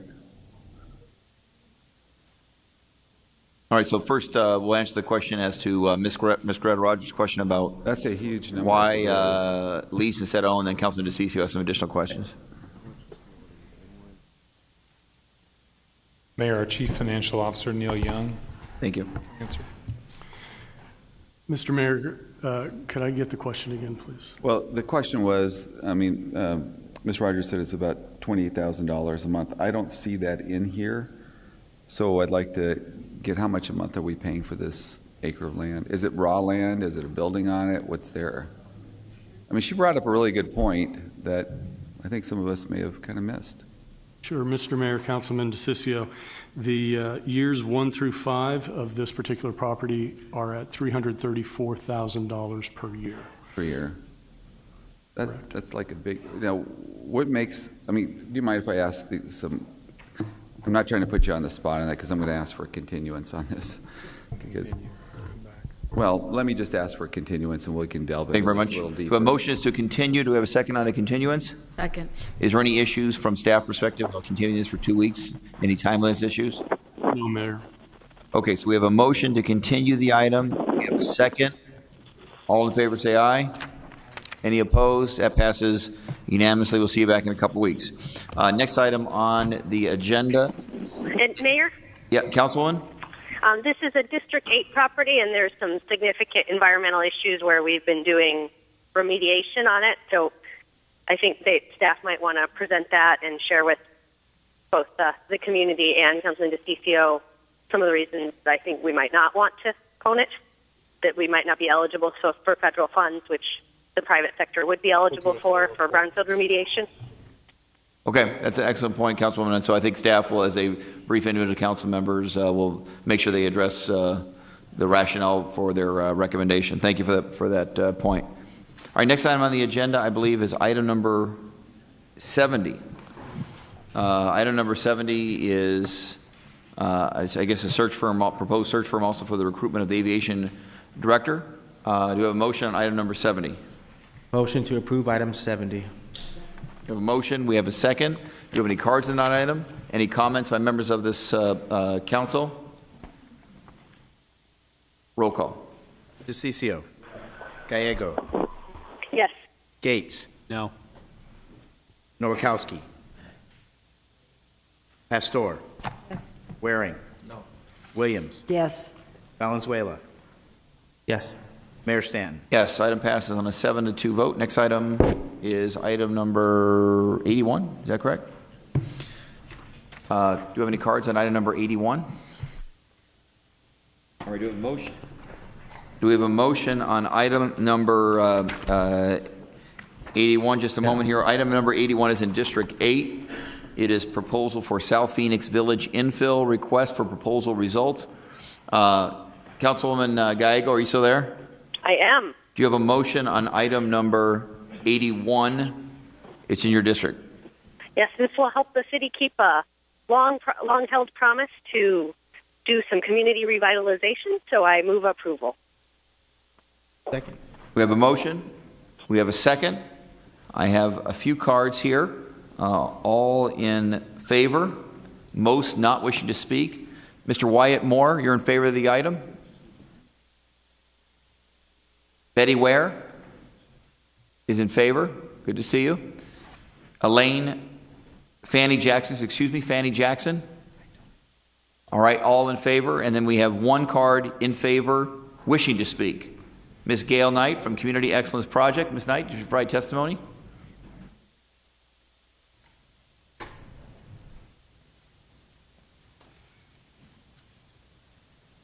Good afternoon, Mayor Stanton, Vice Mayor Valenzuela, and members of the City Council. We would hope today that all of you would be excited, I have to say especially to Councilwoman Williams, who was here a long time ago when this whole project started, that we're moving ahead to continue to keep progress going in the lower, what I call it, the lower South Mountain Village community. As you may know, this started with the residents in 1990 to first reduce the gangs and the drugs in the area. And it went from that to an idea of looking at revitalization. And at that time, Councilman Calvin Good was on the board. And it moved from him to Councilman Cody Williams. Because when Councilman Good retired from the City Council, he became a member of the board of Community Excellence Project because he really wanted to see this move forward. And at the time that Councilman Williams was in office, he began to bring private entities into the community to look at the possibilities and how we could make changes in that area from 24th to 32nd, from the river bottom to Rozier Road. And out of that came the commercial development at 32nd and Broadway, University of Phoenix coming in to assist, the Room Store. All of those particular commercial industries that you see there became a part of the community. And then we moved forward with a great revitalization plan to do rezoning that had the other community residents on the other side of 24th and Broadway involved with us as well. So we're hoping that an idea that truly became a reality with the first infill that we at Community Excellence Project started and private builders coming in, that we now complete the project that truly becomes one of those diamonds in the rough and models for the city of Phoenix. And I would hope today that you would all celebrate in saying yes to this particular development. The company that has been selected is coming with wonderful ideas. They have looked at all the desires that the community has asked for, and their plan truly answered that. So we're excited about this, and we hope you're just excited as we are. Thank you. Thank you, Ms. Knight, for your testimony and your longtime leadership for the South Mountain Village community and the citywide as a whole. All right, so we have a motion by Councilman Gallego in favor. We have a second. Are there any comments by members of this council? Roll call. DeCiccio. Gallego. Yes. Gates. Yes. Nowakowski. Yes. Pastor. Yes. Waring. Williams. Yes. Valenzuela. Yes. Mayor Stanton. Yes, item passes unanimously. Congratulations. Next item on the agenda, I believe, is item number 83, 82. Motion to approve item 82. We have a motion to approve 82. Do we have a second? Mayor, potential conflict with respect to one of the organizations. Why don't we pull out the one, can we hold out the one, which one do you have a potential conflict on? Foundation for Blind Children. Okay, so why don't we move forward with item 82, holding out Foundation for Blind Children exclusively? Is that okay with the motion maker? Is that okay with the second? Second. Did everyone else review this to see if they have a conflict, usually based on board service of the nonprofits that are being rewarded grants here? Okay. Any comments by members of this council? Roll call. DeCiccio. Gallego. Yes. Gates. Yes. Nowakowski. Pastor. Yes. Waring. Williams. Yes. Valenzuela. Yes. Mayor Stanton. Yes, so that item passes. Do we have a motion on award of a community development block grant for Foundation for Blind Children? Move approval. Second. We have a motion. We have a second, noting that Councilman Gates has a potential conflict on the item, will not be participating. Roll call. DeCiccio. Gallego. Yes. Nowakowski. Pastor. Yes. Waring. Williams. Yes. Valenzuela. Yes. Mayor Stanton. Yes. Next item is then item number 83. Is that correct?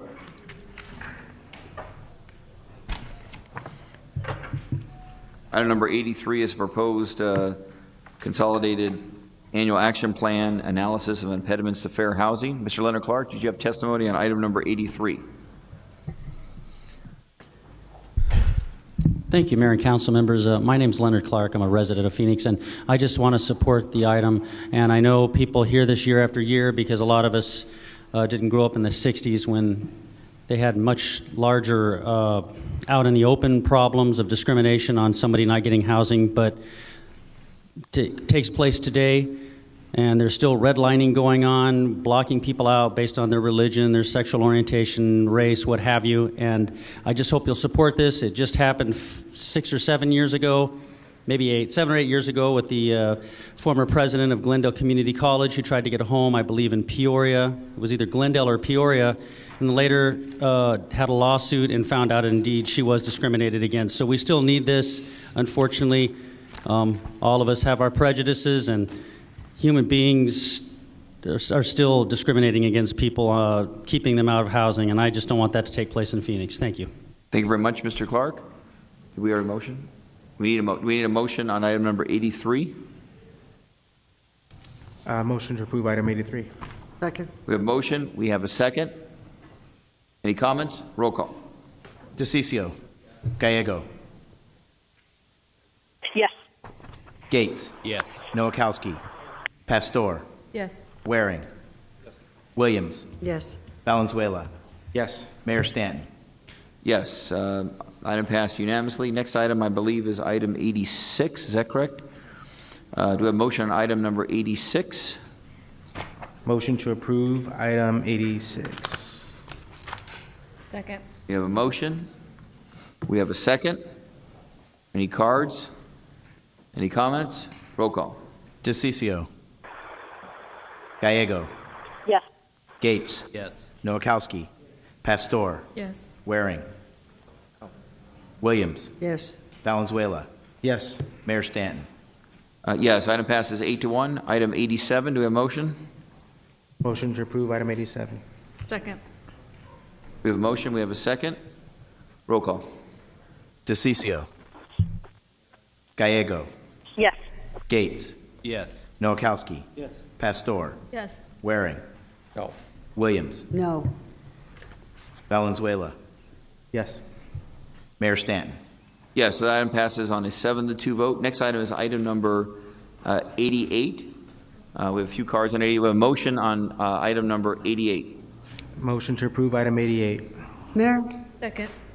Councilman Williams, please. I just received a text message challenging this action, and so I'm wondering if we could continue it to our next meeting. Okay, so we have a motion to 88. Yes. continue. On the text message, was it in the form of a formal protest or someone just opposing Yes. the item? Well, it wasn't a formal protest, but it was an ASU professor saying that we needed to check into this further. Okay, so the request is to continue the item to the next meeting? Right, and have someone look into it and respond to the text that we received. Well, how's the timeliness on it in terms of the training? I have a question because the training may be ongoing. Training Mr. is happening. The training is ongoing, yes. So he's already employed in doing this? Mr. City Manager. Yeah. Actually, I'll ask the Assistant City Manager, who's been overseeing this more closely than I have, to talk about this item. Yeah, the question at hand is, the councilman has asked for a continuance. The issue is whether or not that would create a problem for the contract, whether we need to act on this today or not. Mr. Assistant City Manager. Mayor, members of council, we would prefer that you act upon it today. It is true that the training has begun. Professor Whitaker is part of that training. We have outlined for the subcommittee that it's more cost-effective for us to deliver the training as a single block of 40 hours. And so we would ask for your support today. However, if you choose not to, we believe we can still proceed and resolve whatever questions or issues you may have. We've not been presented with any questions until this point, so I don't know what the nature of the issue is. Okay, Council. Well, first off, Councilman Williams, do you have anything else? Is there a motion to continue? What I hear today, I want to make sure I interpret it, is that it's staff's preference that we move forward today. Yes. But if we don't move forward today, the training can still continue. We can vote on this item at a later time? Yes, sir. Okay, Councilman Williams, do you have any questions or comments on that response?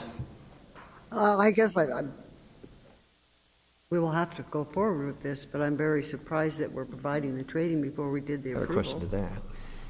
Okay, Councilman DeCiccio had some comments or questions, We please. probably all got the same email. There were accusations that this person had been conducting plagiarism. There were concerns from other professors that this person was with. I do believe that it's something that staff ought, in my understanding, is that hasn't really been delved into. If it has, I mean, it's an uncomfortable conversation to have in a public meeting like this, and I think it's something that I'd like to get a report from staff on. Now, there were some strong accusations that came in an email. I'm a lot more direct than most, so, and I don't mind. I mean, at the end of the day, I'd like to find out what it is, and if staff could look into that, if they've looked into those accusations and what's really occurred on that. And I think the time will Okay, take so time. Mr. City Manager, in terms of the issues that Councilman DeCiccio has addressed, if you factor that I in. didn't address. I mean, that's what an email that came up to my desk, Right. and I assume it came to everybody. That's the same, Yeah, so, I mean, they're pretty serious allegations, and I just think that maybe we ought to get a report from staff and find out what it is before people's names get dragged through things. Mayor, members of... Okay, Mr. City Manager, you want to address that, please? Yes, sir. Mayor, members of council, we are aware of the particular allegation, and since I now am clear on what you're alluding to, we did factor that in the decision that we made to go with this particular person. This person is a member in good standing with Arizona State University. It has not impacted his tenure. It has not impacted his role within the university. Because the hiring authority saw no fit to take any action based on it, we had no reason to discount him, and therefore we went forward. I think, Mayor, if I could, a lot of it also comes in is why we had to find out by someone's email. I mean, but again, I'd like to have this as a conversation with staff, myself personally, and find out why, and if those allegations were substantiated. If they were substantiated, why was this person granted a single source contract without a bid? I mean, there's just a lot of other questions I'd like to have, Mayor. Thank you. Okay, well, right now the motion on the table is for approval of the item. I think Councilwoman Williams, in light of the request by City Manager, was still moving forward with a motion to approve. That is the second that is on the table. So that's actually the motion right now that is on the table. Councilman Waring. Okay, I guess I'm confused. So I just want to hear it again. This person is already doing this training for us. Mayor, Councilman Waring, yes, he is. Okay, I guess I don't understand item 88. It says request authorization for the city manager or is designated to enter into a contract with the Whitaker Group, human relations, blah, blah, blah, blah, blah. Authorization is requested for the city controller to disperse funds. This contract will be included as part of a 40-hour block for the next fiscal year. That's the first two paragraphs of this item, but we're in this fiscal year and we haven't authorized anything. I never heard of this guy before, I think today or shortly before. So I'm not sure how he's already working. I mean, this definitely sounds like it's something for next year. I thought it was in the block of training that we were going to do in the next fiscal year, which we haven't really authorized yet because we haven't voted on the budget yet for next year. So I guess somebody's got to answer to me, how is this possible that he's already here and doing the job? So I think, and now I guess we're stiffing him if we don't vote for this. It's not quite the guy. I think Dr. Matthew Whitaker is the director of the Center for Race and Society at Arizona State University, and I think he's given the training to leadership of the police department, leadership of Phoenix Law Enforcement Association, leadership of the Phoenix Sergeant Lieutenant Association to make sure that they were comfortable with, because this proposed training is for close to 3,000 officers. It's going to take a long time to do this training. We are just at the very front end, and we wanted to make sure that the leadership of Phoenix Police, the leadership of the organizations that represent the women and men of the rank and file officers were supporting that. And my understanding is the leadership's gone through the training, and they are supporting Dr. Matthew Whitaker as the appropriate person to provide this training to the Phoenix Police Department. I hope I didn't mischaracterize Assistant City Manager or Chief. Mayor, members of council, that is exactly correct. It is appropriate and typical that when you're starting on a training component of this magnitude, the training will take up to 18 months to implement. So it will actually cross fiscal years. Dr. Whitaker has presented his training component. The PLE and PPSLA have spoken in favor of the training. There was great sensitivity among the police department and the rest of us, given the issues that have been going on across the country as it relates to police-community relations, specifically police and community relations with the African American community. We felt that it was essential to have a person that was local, that had an understanding of the local community, that had a history of what has gone on in Phoenix, so that the training that we provided would be authentic, would be realistic for the officers. And so that's why we chose to go with the sole source. We also wanted a person that had an affiliation with an accredited university that was local. And Dr. Whitaker felt or fitted all of those various criteria that we had. We're just at the beginning stages of the training, so it's not like it's been going on for weeks or months and months. This was supposed to be heard previously, but a meeting was canceled. And so we're still at the beginning stages, and we do support Dr. Whitaker being a part of the training block. Mayor? Yes, Mayor. I guess I have a. Councilman Waring has additional questions or comments, please, of course. So I'm not complaining about Dr. Whitaker or even that he got selected or anything about him. None of that. This isn't about Dr. Whitaker. I guess I have issues with what's on page 95 of our packet. Basically, he is working for us, or it sounds like he did some trainings for a few people so people would know what we might want to buy. Because I think we get to decide whether we're hiring him, not just you guys get to go ahead and do it and then kind of tell us about it and we're expected to sign off. Because the tone of what I heard was we need to sign off on this because he's already working for us. But I think what I'm understanding is he did some trainings to let our officers know what he's about and whether he'd be good at it and so forth, sort of pro bono. The training is for the 3,000 effectively rank and file officers, not the leadership. The leadership wanted to know if he was the right person. I frankly take a little bit of issue that he was just selected rather than maybe several people going through a process or something like that. But again, I'm not questioning him at all, but I am questioning this process, and now we supposedly can't continue it because he's already on the job. It's kind of the way it was. That's what I'm interpreting what I heard, and I don't think that's acceptable. You can certainly vote no if you'd like to vote no. I think the professional staff just want to make sure. Well, is there a motion there's a motion to continue it now? Is that right? No, there is not. There is a motion in favor of the professional staff recommendation. There is a second. And I'll put a motion to continue then. Yeah, she had a motion to continue, I thought didn't we you? had that. Yeah, she did. Okay, Councilman Williams asked to continue. I thought after the Assistant City Manager's recommendation that you were not moving forward with a motion to continue. I apologize. Councilman Williams, I want to make sure I get it accurate. If your motion was to continue. I don't know if I have a second. Second. Oh. All right, I have a motion to continue. We have a second. Councilman Tizio, do you have additional questions? No, just, I think there's a lot of questions here, and I want to make sure I ask this directly. Is the person expected to be paid for the work that he's already completed? That's a yes or no. Is there an expectation of payment? Mayor, Councilmember DeCiccio, yes. Okay, then it's a problem. It's a problem of overreach from staff, but that's, we'll deal with that offline, I guess, too.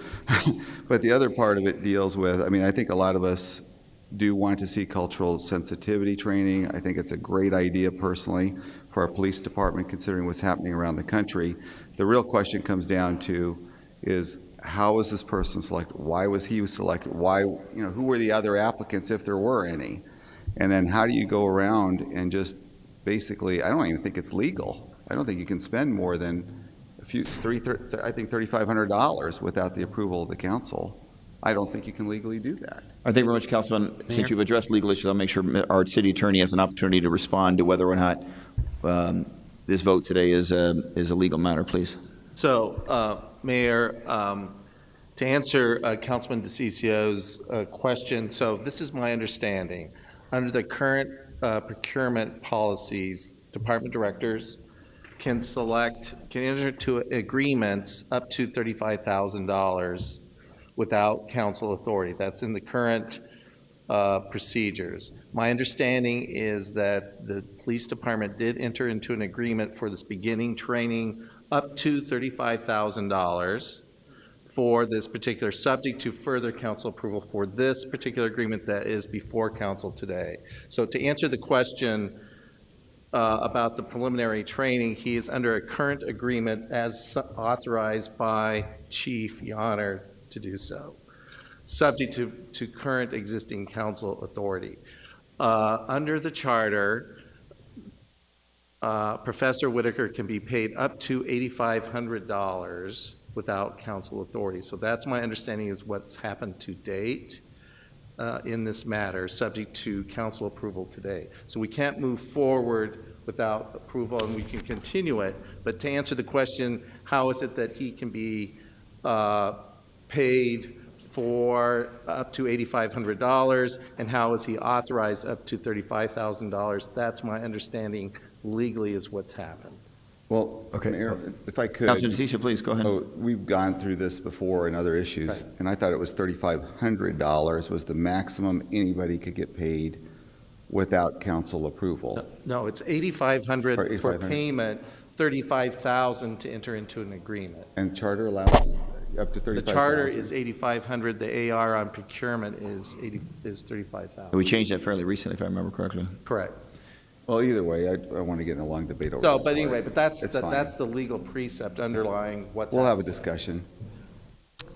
Okay, Councilman Waring, you had Yes, some- I do. So I appreciate that explanation. That makes sense. I'm not sure why it took several minutes to get to that point. That's a simple explanation. I guess my complaint now is on page 95 and 96, where there's several paragraphs about this, that all talks about this contract being in the future, which I understand. It sounds like there's two different contracts. One for the lower amount that you guys could enter into, or whoever could enter into, I guess Chief Yonner in this case, for the lower amount. I understand. But what I don't understand is why you wouldn't put, since, are you trying to save paper? I mean, why wouldn't you put that in there? By the way, we've already contracted with this guy for $35,000. He's already on the job. Just so you know, because that would be helpful to know, because I think we're all pretty surprised to know that he's already working. Particularly, and I'm not saying there are issues, I'm not saying there's anything to any allegations. Never met this guy, don't have anything against him or for him, but if there's going to be issues that surface, we kind of need to know that he's already working for us. That would have been helpful to know. I have no idea why that wouldn't be in here. It's not some super secret information.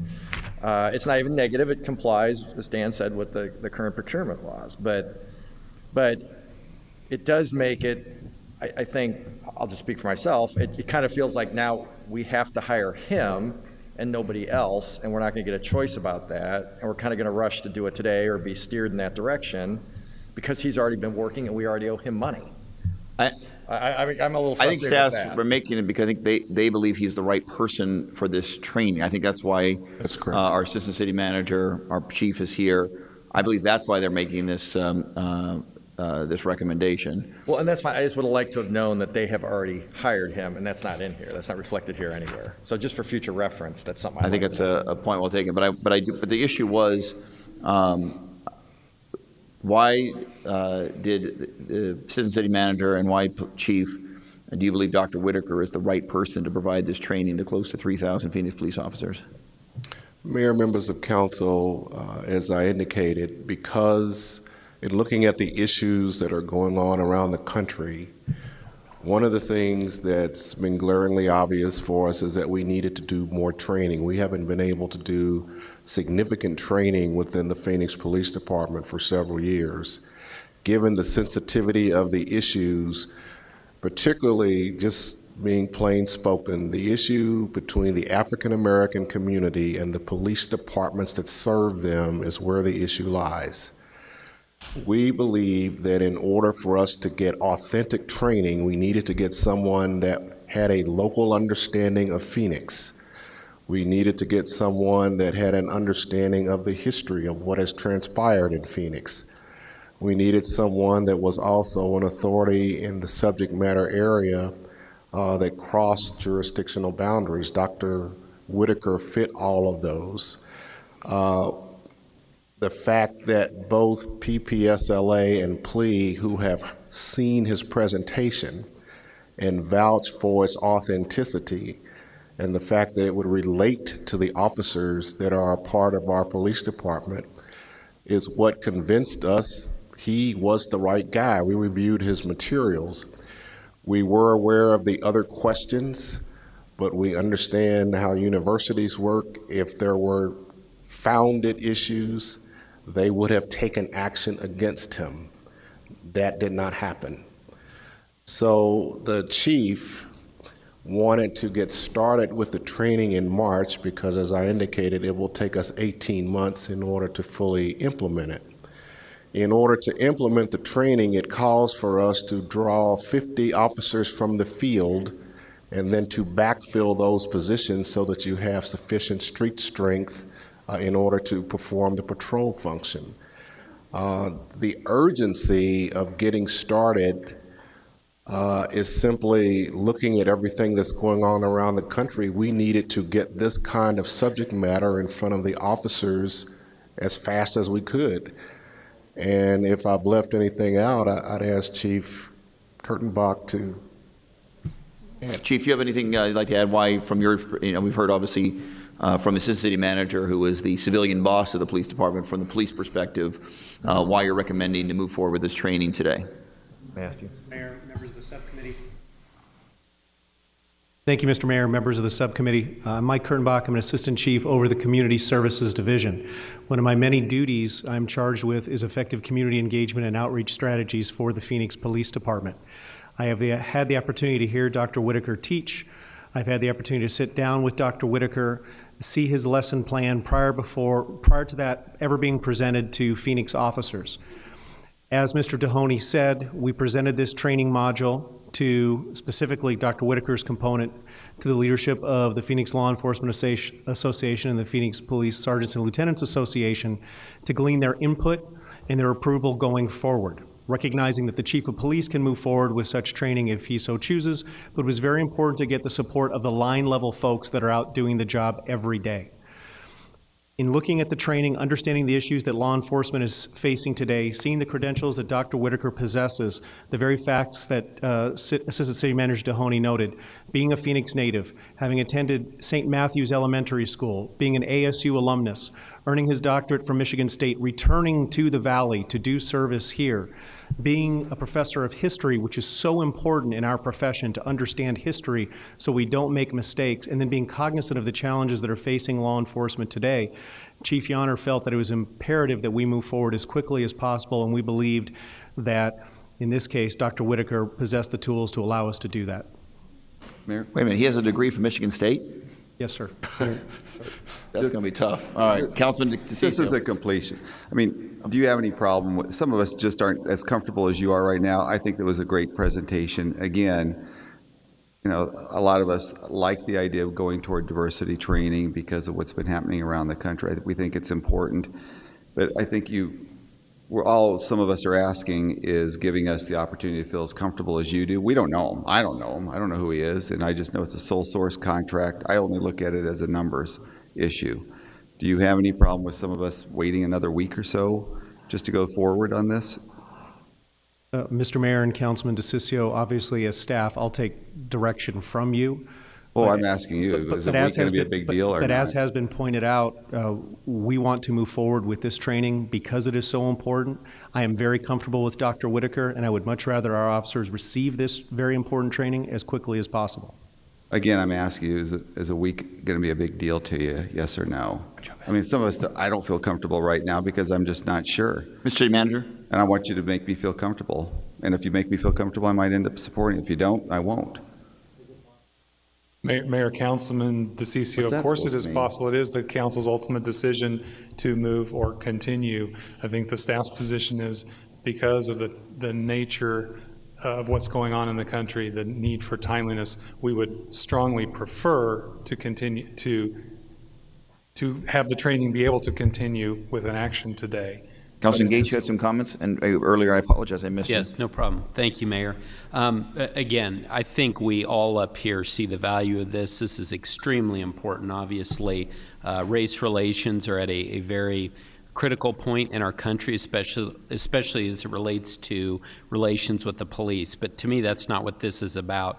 To me, the issue here today is that you all took the time to meet with the unions and have the unions weigh in on the training, and that's great, but we weren't even told about this at all. That's the issue. That's the thing that I have a problem with. So I think it's an internal issue for us that we need to work out. I don't have a problem with In fact, I think it's important that we move forward with this. But that's what's very problematic to me, because we're the ones who are getting the emails from our constituents and others, and we have to be able to account for someone who we've hired already that wasn't even run by us. So that's the concern that I have, but I see it as a teachable opportunity. It did go through subcommittee, so it did go through the. What, this Time morning? out. This morning. Time out this morning. It We're went not on through, it. And we weren't aware that the presentation this morning was about, this is what we're going to do, this is what the training, not that he was already hired. Yeah. Right, and to authorize. I'm going to support a continuance, but if you're going to push the vote on us, I'm going to vote against it. I'm just letting you know. I mean, I don't think this needs to be pushed. Councilor Nowakowski, Chair of the Subcommittee. Mayor, just some information. Dr. Whitaker came to us when the situation was happening within the African-American community. He volunteered. He said he was a resident here in the city of Phoenix, that he went to St. Matthew's Grammar School, and that he wanted to do something for his community. So he started off as a volunteer. We learned a little bit more about him, and then I think that's how we got to this point. Is that the way that he entered into this relationship with the Phoenix PD? Mayor, Councilman Nowakowski, that's essentially correct. And I do agree with my colleagues that we should have been informed prior to this conversation. All right, Councilman Murray, please. I had several questions, and I agree with Councilman Gage. This is a staff issue. This isn't Dr. Whitaker issue. So my frustration continues to rise. Several things. First, you fellas keep saying that this is important training and that he's a good person who's good at it. I already get that. I think I've said repeatedly, I'm not disputing that. I watch the news, I understand what's going on in other cities. That's all good. I think that's changing the direction of my critique of how this has been presented to us. I was going to ask the question, did the subcommittee get told this morning that this guy already works for us? I think I got my answer. No, that's kind of shocking right there. I don't know how that happens, particularly in the smaller forums where people tend to delve into the issues more, take more time. I don't understand that. I don't understand the sense of urgency, given that we haven't voted on the 2015-2016 budget yet. This talks here on page 95 about the 2015-2016 budget and money from the 2015-2016 budget. So I'm not sure how he's going to start working before July 1st of 2015. Maybe somebody can explain that to me, because that doesn't make a lot of sense. So a 2-week delay or a week delay or whatever, I'm not sure how that would actually matter. It's more than a little frustrating. So the mayor and I were joshing up here earlier about one of my no votes that he didn't understand on item 31. And I'll tell you why. This was Love your block grant. The block grant. So I think it's federal government money and it's $30,000. It's not that much money and so forth. But this wasn't a very fleshed out item on number 31. It just says love your block grant is the title, which why would anybody title something that? I don't know. Or love your block grant. I guess it's cute. It doesn't really say anything about what's going to happen with this grant. So I voted no. Wasn't a big enough deal to make a big issue about it. But this, which is a lot more specific, left out big parts of the story. The guy already works for us. It talks about next fiscal year, but it sounds like you want him to start doing this training to the officers right now. If we don't vote for it today, then he can't. Well, I'm not sure how he could anyway under this circumstance. Maybe somebody can explain that to me. I don't have any access, or I'm blissfully unaware of any issues in his professional life. But I was a little put off that Councilman Williams says, well, I got this email or text or whatever, and nothing was said. And then Councilman DeCiccio goes into more detail. It's like, now I know what you're talking about. Well, I think there could have been, when Councilman Williams brought it up initially, I think there might have been like, you're probably talking about this issue that's already been brought up, apparently. I don't know. I think we need to do a little bit better in informing us about this. I don't know. I mean, that's just all a little strange. I definitely think a continuance in this order. I guess somebody would have to explain to me how that's holding up progress. And it's not because I don't think the training's important, and it's not because I think he did anything wrong or wouldn't be a good trainer, and so forth. So I'll just say that one more time so I don't have to hear how great he is one more time. I just don't understand how he could start before July 1st, 2015, doing the training. Not the $35,000, but the $268,000.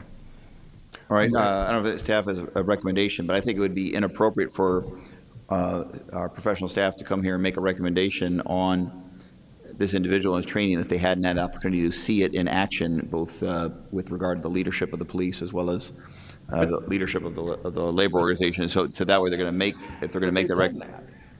Right? You've had the $35,000 sort of trial basis. I'm sure we're already going to pay for it.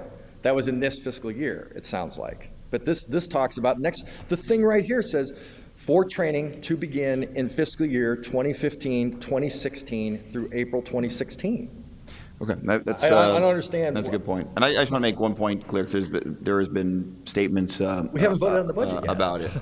Years ago, there were some allegations made against Dr. Whitaker. It did go through the academic process at Arizona State University. Since that time, Dr. Whitaker has been significantly promoted by Arizona State University. He is now the director of the Center for Race and Society at Arizona State University. I know our professional staff was aware of that and factored that in when they made this recommendation, took into account that the ASU has promoted Dr. Whitaker even since those allegations were made years ago, and factored that in when they made this recommendation. I personally believe that that we should follow the recommendation on our professional city staff on that, because they feel so strongly about it. If others want to find out more about that, they can. Dr. Whitaker is one of the most outstanding people that I know in this community, an incredible leader who I know is well respected in this community, and I believe we're very fortunate that he was willing to accept this offer and assignment by the City of Phoenix. It's an incredibly important assignment to provide this training that is needed not just for the officers themselves, but for the community has as much confidence as possible in the Phoenix Police Department to build that trust that is so necessary, so that we don't have the issues that unfortunately we've seen in other cities across the United States of America. I personally believe that there is no reason to delay this and not to move forward here today. So I'm respectful of every single member up here. I personally believe that it's important that we move forward with this today. So I'll be voting no on the continuance and believe that we should be moving forward with this agreement today. Councilman Waring. So again, in no way criticizing Dr. Whitaker, and I completely agree with you about I would have liked to have known about it in advance, but it's a good thing that we spent the $35,000 or I think that was it, right, up to $35,000. It's a good thing we spent the money, and it's a good thing that the chief and the unions and so forth saw the presentation to see whether they thought it would be valuable. It's good to spend sometimes a little bit of money so you don't waste a lot of money if push comes to shove. So that I agree with. I haven't heard the answer to how this is going to be expedited to go before, because it says right here, for training to begin in fiscal year 2015-2016 through April 2016. And I'm not sure why they wouldn't have added a sentence, by the way, he's already done $35,000 worth of training for the chief, but that's our internal staff issues. But how do I, Mr. Mahoney, so when exactly would the substantive training for the larger number of officers commence? Mayor, members of the council, let me try to address Mr. Waring's issue, and I will take Mr. Gates' gracious comment about a teachable moment to heart here, because I take responsibility for this. A few months ago, we generated the idea of the training and put it into the budget for proposal for 2015-16. And it's largely, as Mr. Delhoney said in the budget, it's overtime money because we have to take groups of officers off the street. Chief Yonner and Mr. Delhoney and I concur absolutely, given the events basically since December in the nation, felt that it was important to expedite the training, that we couldn't wait until July 1 to begin training. I should have told you more clearly about that. That is my failure. I apologize for that.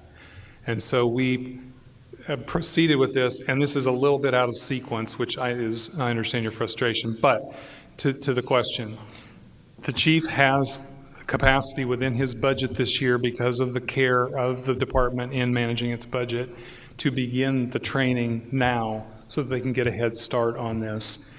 If the budget were not approved with the money for next year, then we would not do the training. We would not continue. There would be no money to continue it. But given the comments and the process we went through to hear from the community and the positive comments about the training, I authorized them to begin this year to this point in order to get going, because we have to get all of our officers in as soon as possible. So I hope that answers the substance of your question, Yes, Councilman. it doesn't match up with what's on page 95. I think we can agree about that, Our write-up is this clearly is very clear, substandard and here, it yes. doesn't say anything about overtime or starting now and so forth. It puts us in a little bit of a box because now it looks like we're holding up training that when I looked at this, I wouldn't have thought about continuing because it says, or thought twice about continuing it because it says it's not going to start till fiscal year 2015, 2016. It doesn't start till July 1st. All right, so the city manager has So- acknowledged the teachable moment and hopefully has provided a more thorough explanation and has indicated that the write-up wasn't as adequate as it should have been. Councilman Pastor. 2 questions. When is the next training date? So, Mr. Mayor, Councilwoman Pastor, let me address any misconceptions.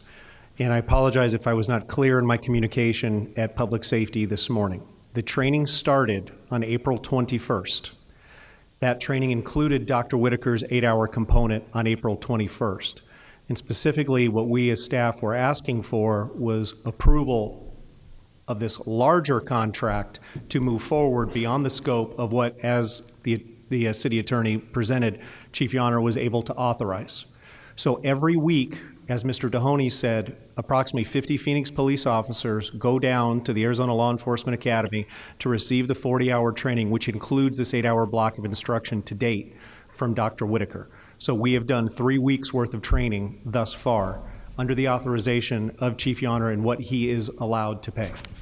And when is okay, so we have done 3 weeks of training. Is that what I'm gathering? Correct. When's the next training? Next week. Next week. Is it possible to postpone the next training until our next formal, until we get some clarity on all of this? Again, Mr. Mayor and Councilman Pastor, I'll take direction from the mayor and from council. We can postpone, but just understand the importance of the training that we are providing goes beyond merely the 8 hours that Dr. Whitaker is providing. As I presented to subcommittee this morning, mental health awareness, pickup orders, tactical scenarios, that's all the training that we're providing. I would hate to miss an opportunity to reach 50 officers next week with all of that other training as well. So, okay, so is it possible then, next week, you could do the behavioral health, you could do all the other pieces except the cultural Consciousness.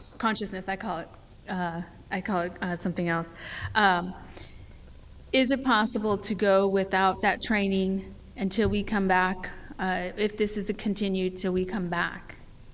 And I guess this will go with my second question.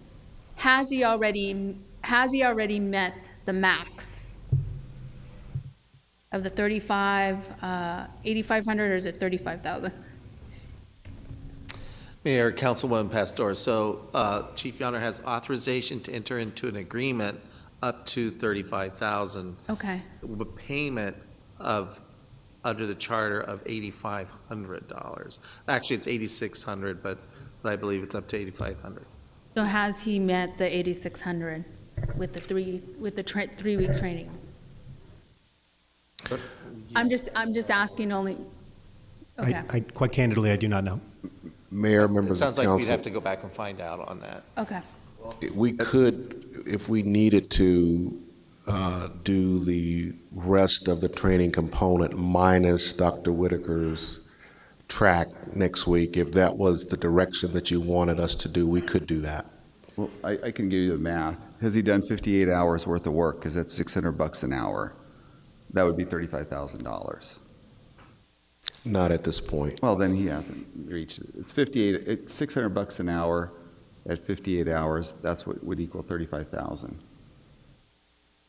So you got room. Just don't put us in a box. I mean, really, this is almost embarrassing. You put us in a really bad position where we are either going to be voting against diversity, or we're voting, against some. You just put us in a bad position. I mean, and I don't, Mike, I like you, but I got to tell you, your position right now is really a bad position. You really put us in a box by your comments here today. A lot of us are just saying, hey, give us a little bit of time to feel comfortable. You go out to do a sole source. You go around the council. You don't even tell us and brief us. Don't even brief us. You brief everybody else. Most of us don't even know about it. You have a subcommittee meeting today, and now you have the audacity to sit here and say, well, we got to do this now. No, you don't. I mean, you're putting us in a box because you're going to make us look like we're against diversity or we're fiscally trying to do the right thing.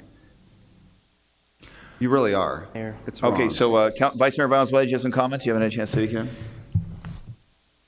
Chief Kurtenbach, thank you for your comments. Because many times, far too often, what I'm concerned about is when we have subject matter experts and people who know their industry the best, and far better than anyone up here, certainly, to pick their words wisely, to pick and choose and try to figure out what it is that the people here on this side want to hear. The fact of the matter is we know that there's an issue out there. We've seen it on CNN. We've seen it in several United States cities. We do not want to see that here in the city of Phoenix. I don't think that this training can wait. This training should have been happening a long time ago. If it were up to me, we would implement a 40-hour block of training for our first responders in the academy. And I know we have a world-class police department and fire department, but this training is as much for their safety as it is for anyone else's. This is incredibly important. We knew that this was going to be coming up. This was part of the budget process. Thank you for answering the questions, Mr. Brown. I'm confident that nothing illegal took place here, that the city manager has the purview to work this out and essentially employ Dr. Whitaker up to this point. I'm glad that this training has been carrying on. I'm glad to hear that it's hopefully with a majority vote here. For all I want to say that it should go unanimously just for the sake of the principle that we're dealing with. But hopefully a majority vote here will mean that this training will carry on seamlessly. I do believe that there is a coaching moment. Thank you, Mr. Zerker, for your humility and as we move forward, just making sure that everyone up here is getting what they need in terms of information, obviously, which is very important. I'm going to say it one more time. Dr. Whitaker is a good man, and he is a Phoenix native. And he's not only known nationally, but he's known throughout the world for this type of training. And we are so fortunate to have this man right here in the city of Phoenix. And I'm confident that this is the right person for this type of training. I am fully supportive. I made the original motion. I will stay with it. All right, Chuck Jones, did you have comments on this? Mr. Jones, did you provide testimony? Please come forward, Mr. Jones.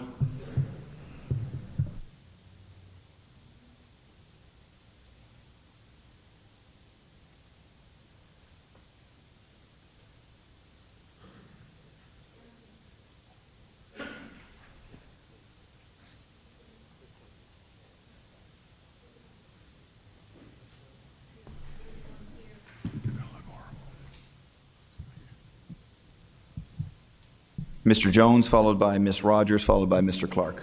Mr. Jones. My name is Chuck Jones. I apologize for looking kind of dirty and unkempt, but I have just been under house arrest for 5.5 hours, which is a length of time I waited for a police response for a non-emergency call today. I made the call at 11:01, and they were able to come at 4:30 with other more pressing calls ahead of mine. I think this sounds like a great idea, but the city does not have the money for it until the police department is fully funded and fully staffed.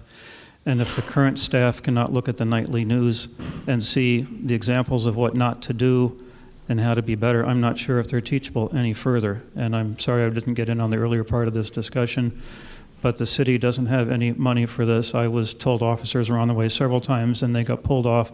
There's no time to do a call back to say when they've been pulled off. There was a merchant holding a shoplifter ahead of me, and there was a drunk driving incident ahead of me, which I know took way more priority. but there is an elderly woman next door to me.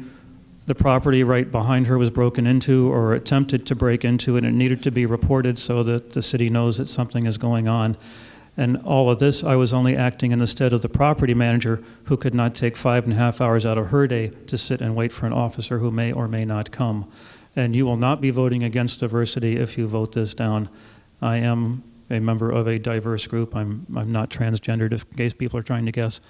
But you are not voting against diversity if you vote this down. You are voting for waiting until the department is fully funded. Thank you very much. Ms. Rogers, you have testimony on this item? Mayor, point of order.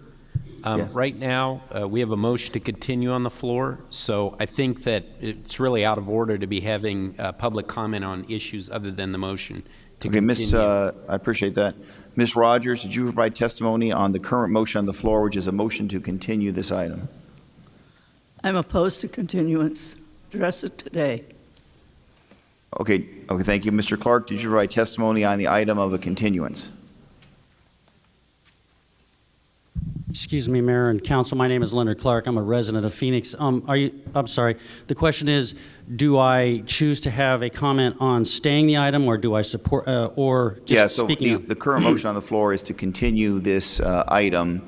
And so Councilman Gates is correct that the proper testimony is about the continuance, not the underlying item, whether we should hear it today or another day.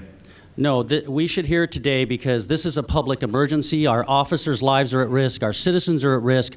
You can see what's going on around the country. There are soldiers like myself coming right out of Iraq and Afghanistan, good men and women who defend their country, but are using the military training to shoot people to kill.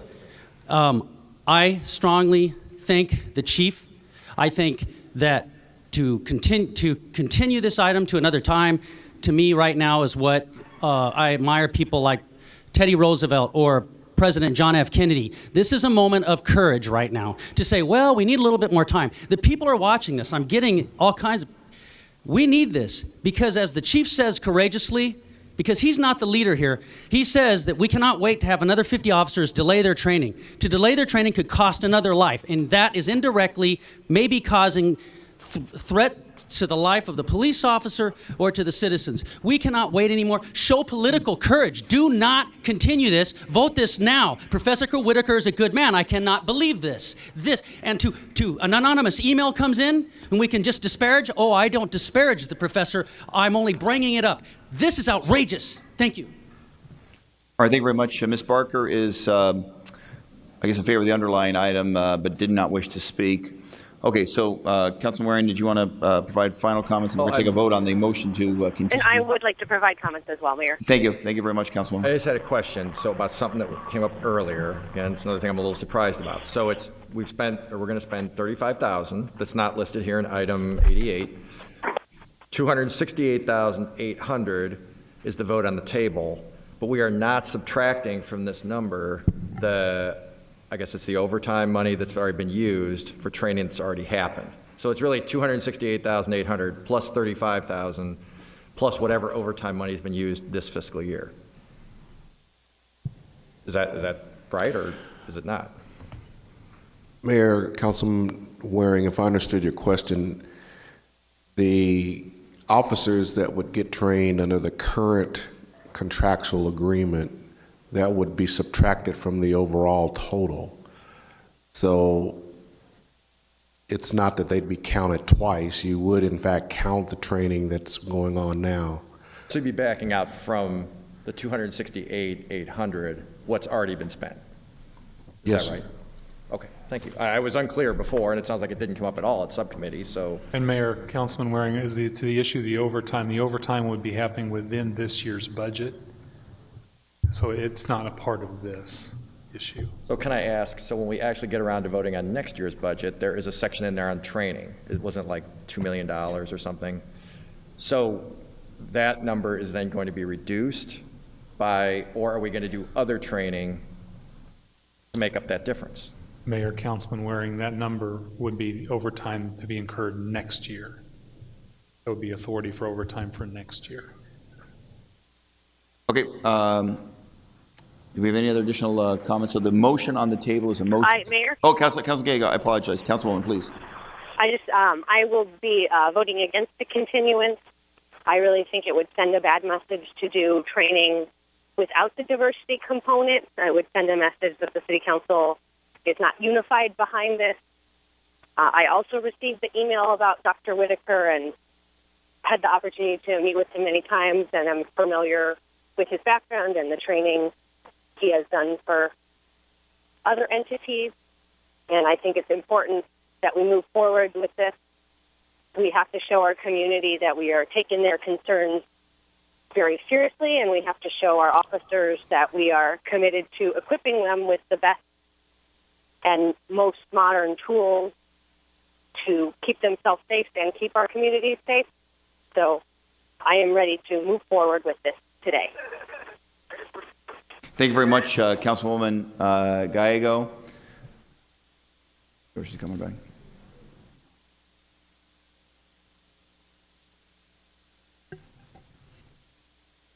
Okay.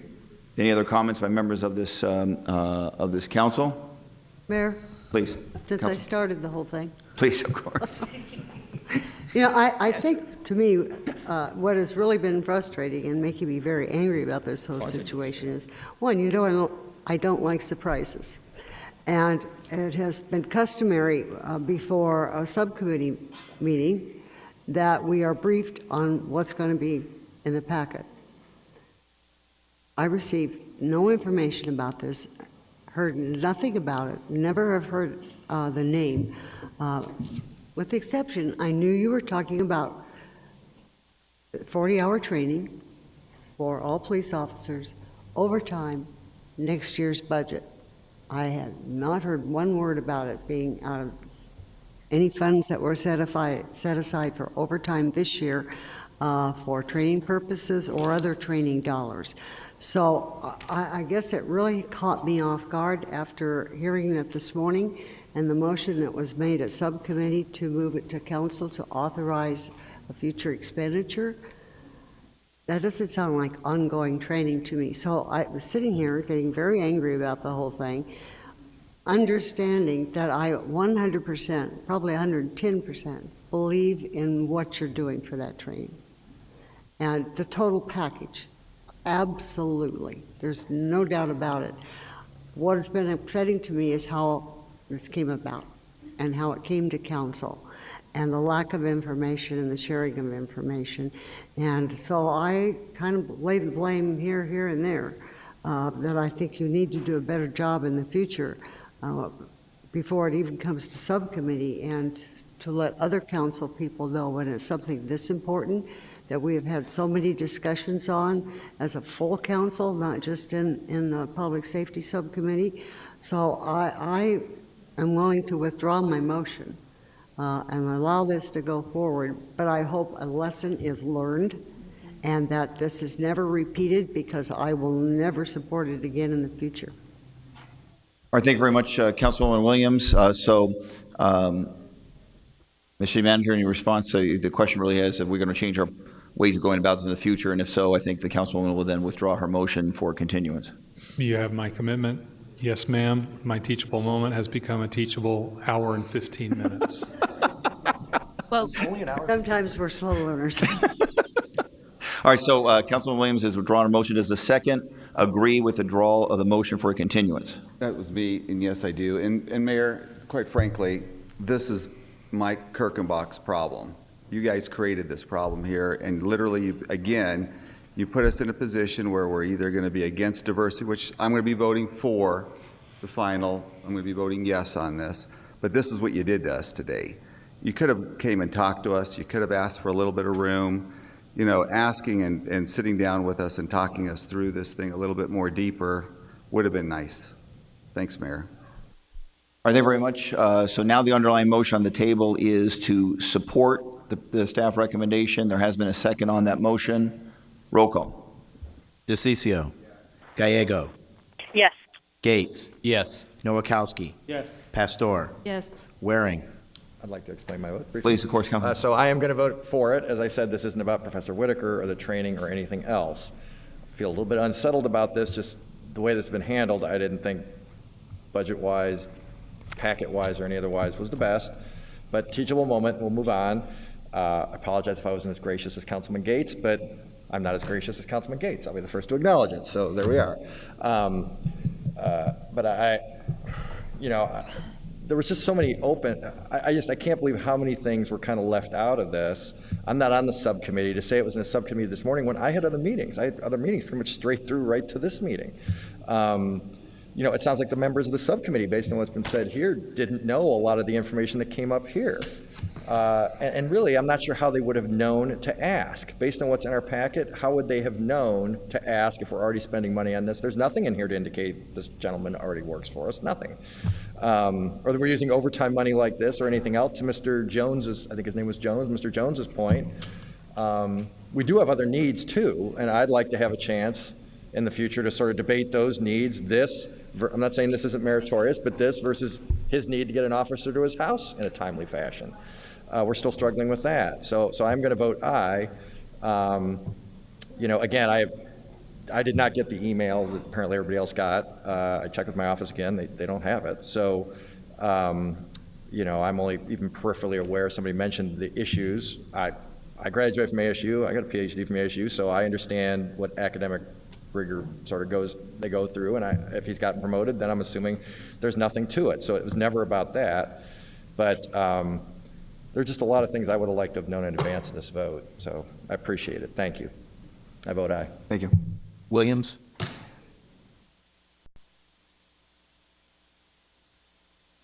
Your vote? Williams?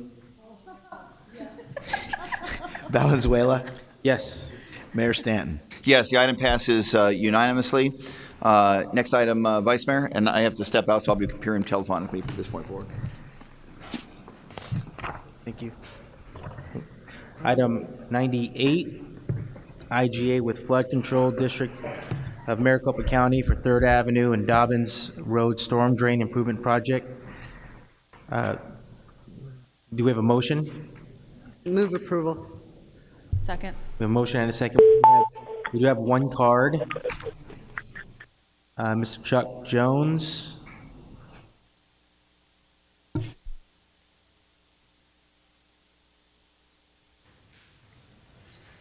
My name is Chuck Jones. I would like to ask that before you would approve this, that you would be certain that all future development, that developers will cover the cost of the drainage and stuff. And it has seemed awfully strange for me in the 32 years I've lived in the valley that developers can cut corners and leave places flood prone for the taxpayers to have to pick up the burden later on. I know there was an area out toward Levine that had to be channelized about 20 years ago, and part of my county property tax every year goes to pay for that channelization so that a developer could make a profit without having to pay for that himself. So if you're certain that current and future development is covering its own drainage cost, fine. But if you're not, I think you should vote no on this.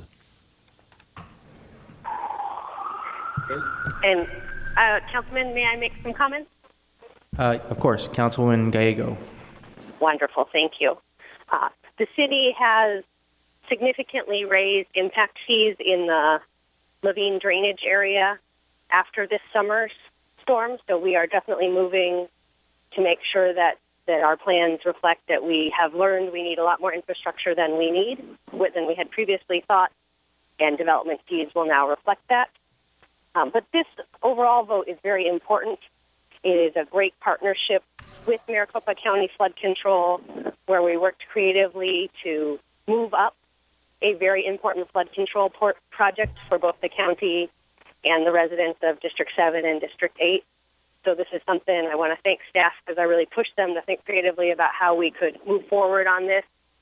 And they worked with the county, to whom we also owe a great thank you, to make sure we get moving on this. The residents in this area have been very clear that they need to see action, and this took some creativity and some hard work, and is one of the many things we are doing to reduce the potential of storm damage in the future.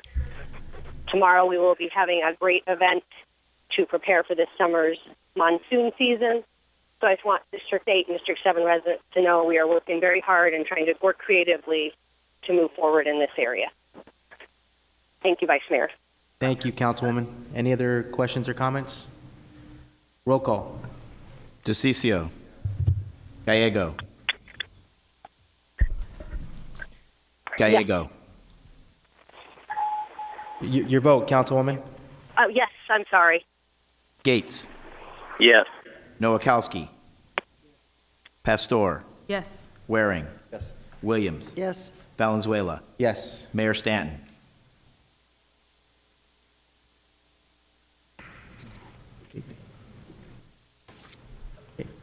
Motion passes 8-0. Thank you. Next item is item 102. We have a motion. You have a second? Second. We have a motion and a second. This is for Water Remote Facilities Asset Data Collection Services. We have a motion and a second. No cards. I'm sorry. Okay. Councilman Gates, do you have comments for item 102? I'm okay, Vice Mayor. Thank you. Okay, thank you. Roll call. DeCiccio. Gallego. Yes. Gates. Yes. Nowakowski. Pastor. Yes. Waring. Williams. Yes. Valenzuela. Yes. Mayor Stanton. Okay. 7, 8. Okay, motion passes 8-0. Next item is item 108. Vice Mayor? Yeah. I would like to continue item 108. Which one? This Item is 108. Phoenix Sky Harbor International Airport Air Service Development Marketing Program. Yes. We May have a motion. 27th to May what date? 27. Continue to May 27. Yes, there's a lot of dynamics happening with this, in particular, and in regards to the FAA stuff. So maybe actually probably after May, when's our next meeting after May 27th? Chris, when's the next one after May 27th? June 3rd. June 3rd? Yeah, June 3rd. Okay. Thank you on this item. All right, we have a motion and a second for continuance. We do have two cards. Opal Wagner. Would you still like to speak, or are you okay with this being continued? Okay. All right, so we'll see what happens with this motion then. The next is Nicole Marquez. Okay. No, Nicole, this has to be based on the continuance. Okay. Okay? I'm all for continuing, thank you. Thank you, Ms. Marquez. Okay, any other questions or comments by my colleagues? All in favor for continuance, say aye. Aye. Aye. Aye. Any opposed? Motion carries unanimously. All right, next item is item 109. Vice Mayor, I would move items 110 through 117, except for 109 and 111. We've done that. I'm behind on today, aren't I? You promised me process was faster, and I'm not. Okay, we have on item 109. Do we have a motion and a second? Move approval. Okay, we do have one card, Mr. Leonard Clark. We're good? Assistant Mayor, Vice Mayor, I will just pass. Thank you. Okay, thank you. Okay, we have a motion and a second. All in favor, say aye. Aye. Anyone opposed? Motion carries unanimously. Thank you. Oh, I'm sorry. Yeah, this is a voice. I apologize. Councilman Waring votes no on that one. So 7-1, I believe. I apologize. All right, next item is 111. Thank you. Okay, item 111, the Purchase Card Pilot Program. We have a motion and a second. Move item 111. Did I say that? Yeah, item 111. Move 111. Oh, I'm sorry. We do have a motion. Do we have a second? Motion and a Second. I appreciate it. We do have one card in opposition, Mr. Chuck Jones.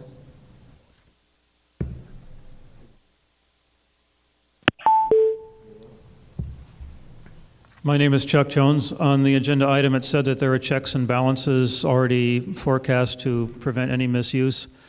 I'm just suspicious of that because there is a certain business enterprise that I am familiar with, which is also supposed to have checks and balances, and certain supplies are ordered in 4 to 8 times the usable quantities, and yet someone higher up approves the approval of those kinds of things. And I just, at my old age of 58, I'm just suspicious.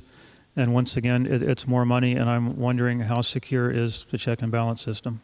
If you're certain it's secure, then go ahead and vote yes. If you're not certain, I think you should vote no.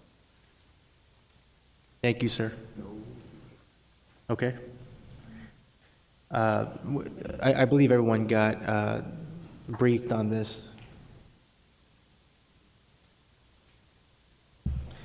All right. Okay. We do have a motion and a second for item 111. This is a voice vote. All in favor say aye. Aye. All opposed? Did I hear 3 noes? 2. 6, motion carries 6-2. Okay, thank you. Council members DeCiccio and Waring are 2. Sorry? Yeah. All right, next item, 119.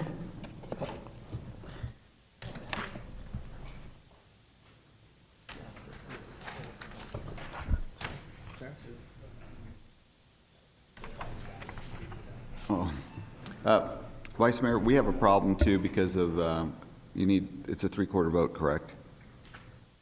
On 119? Mayor, Councilman DeCiccio, it is correct. It's a 3/4 vote item. You can't, there aren't enough council members up here. We do. Do we still have 2 on the phone? When you've got people on the phone, I know how difficult it is. I'd like to ask who's still joining us on the phone? Bill Gates. Okay.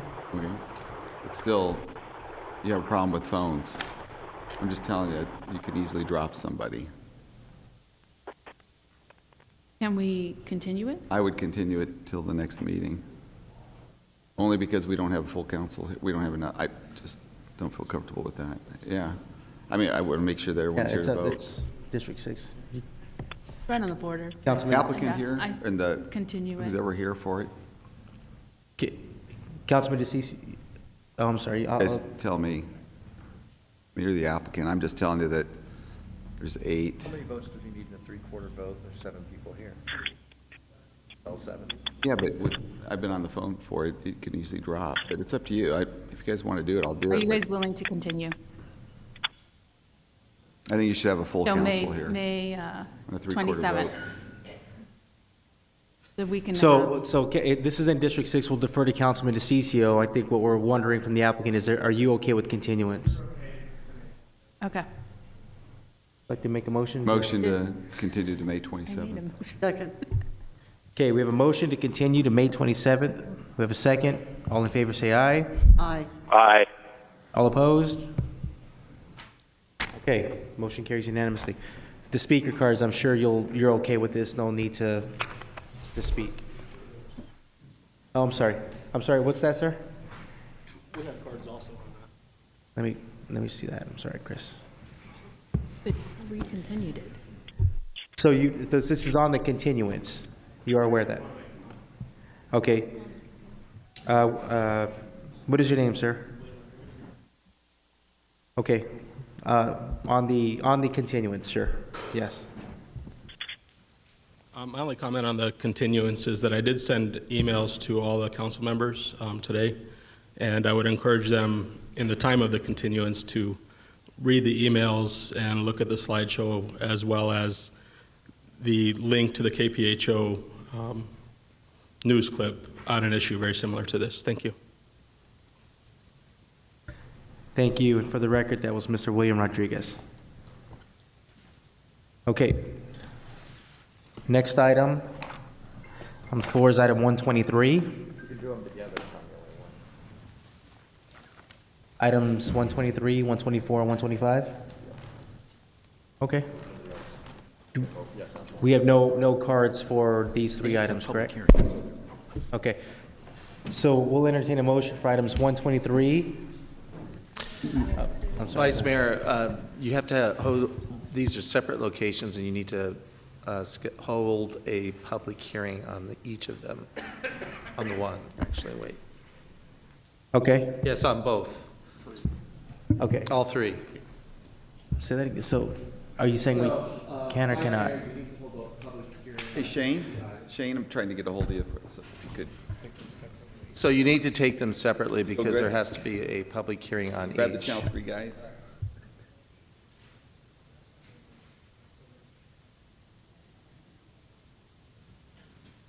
I open a public hearing for item 123. I'll be brief. Outside, Shane. Staff present. Sorry, I gotta grab the mayor walked away and joking, of course. Go down. Vice Mayor, members of council, item 123 is the Midtown Transit Oriented District Policy Plan.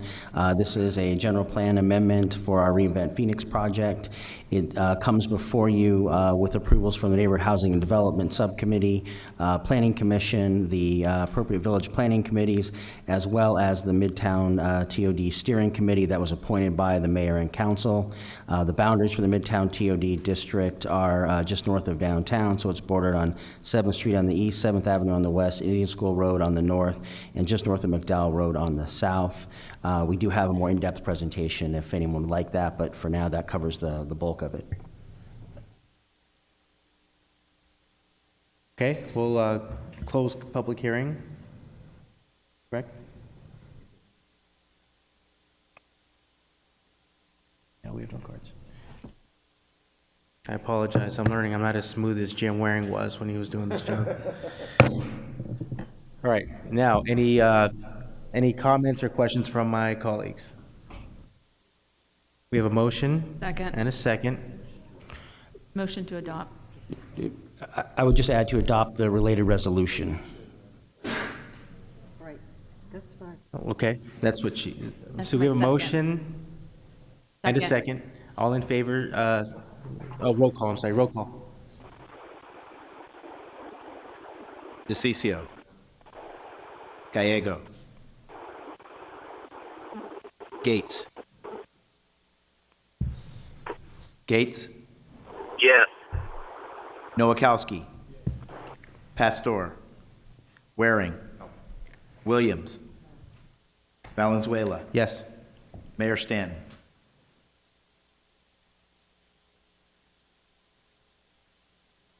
Okay, what is the final? Okay, 43 in favor, so this does not pass. Okay. Okay. On to item 124. We'll open the public hearing to hear our presentation from Mr. Stevenson. I'm sorry?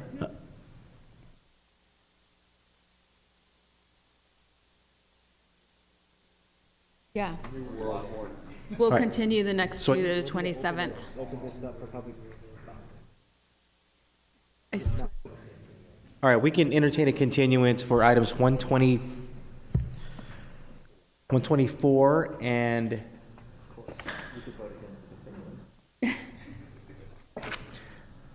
these have to be still, okay, do we have can I entertain a motion for continuance for item 124?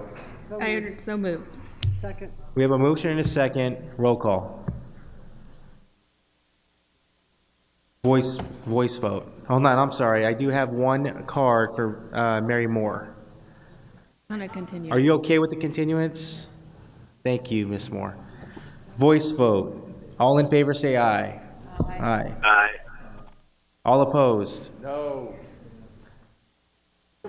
All but, so 6-1, motion passes. The next item, can we take this down, please? Thank you.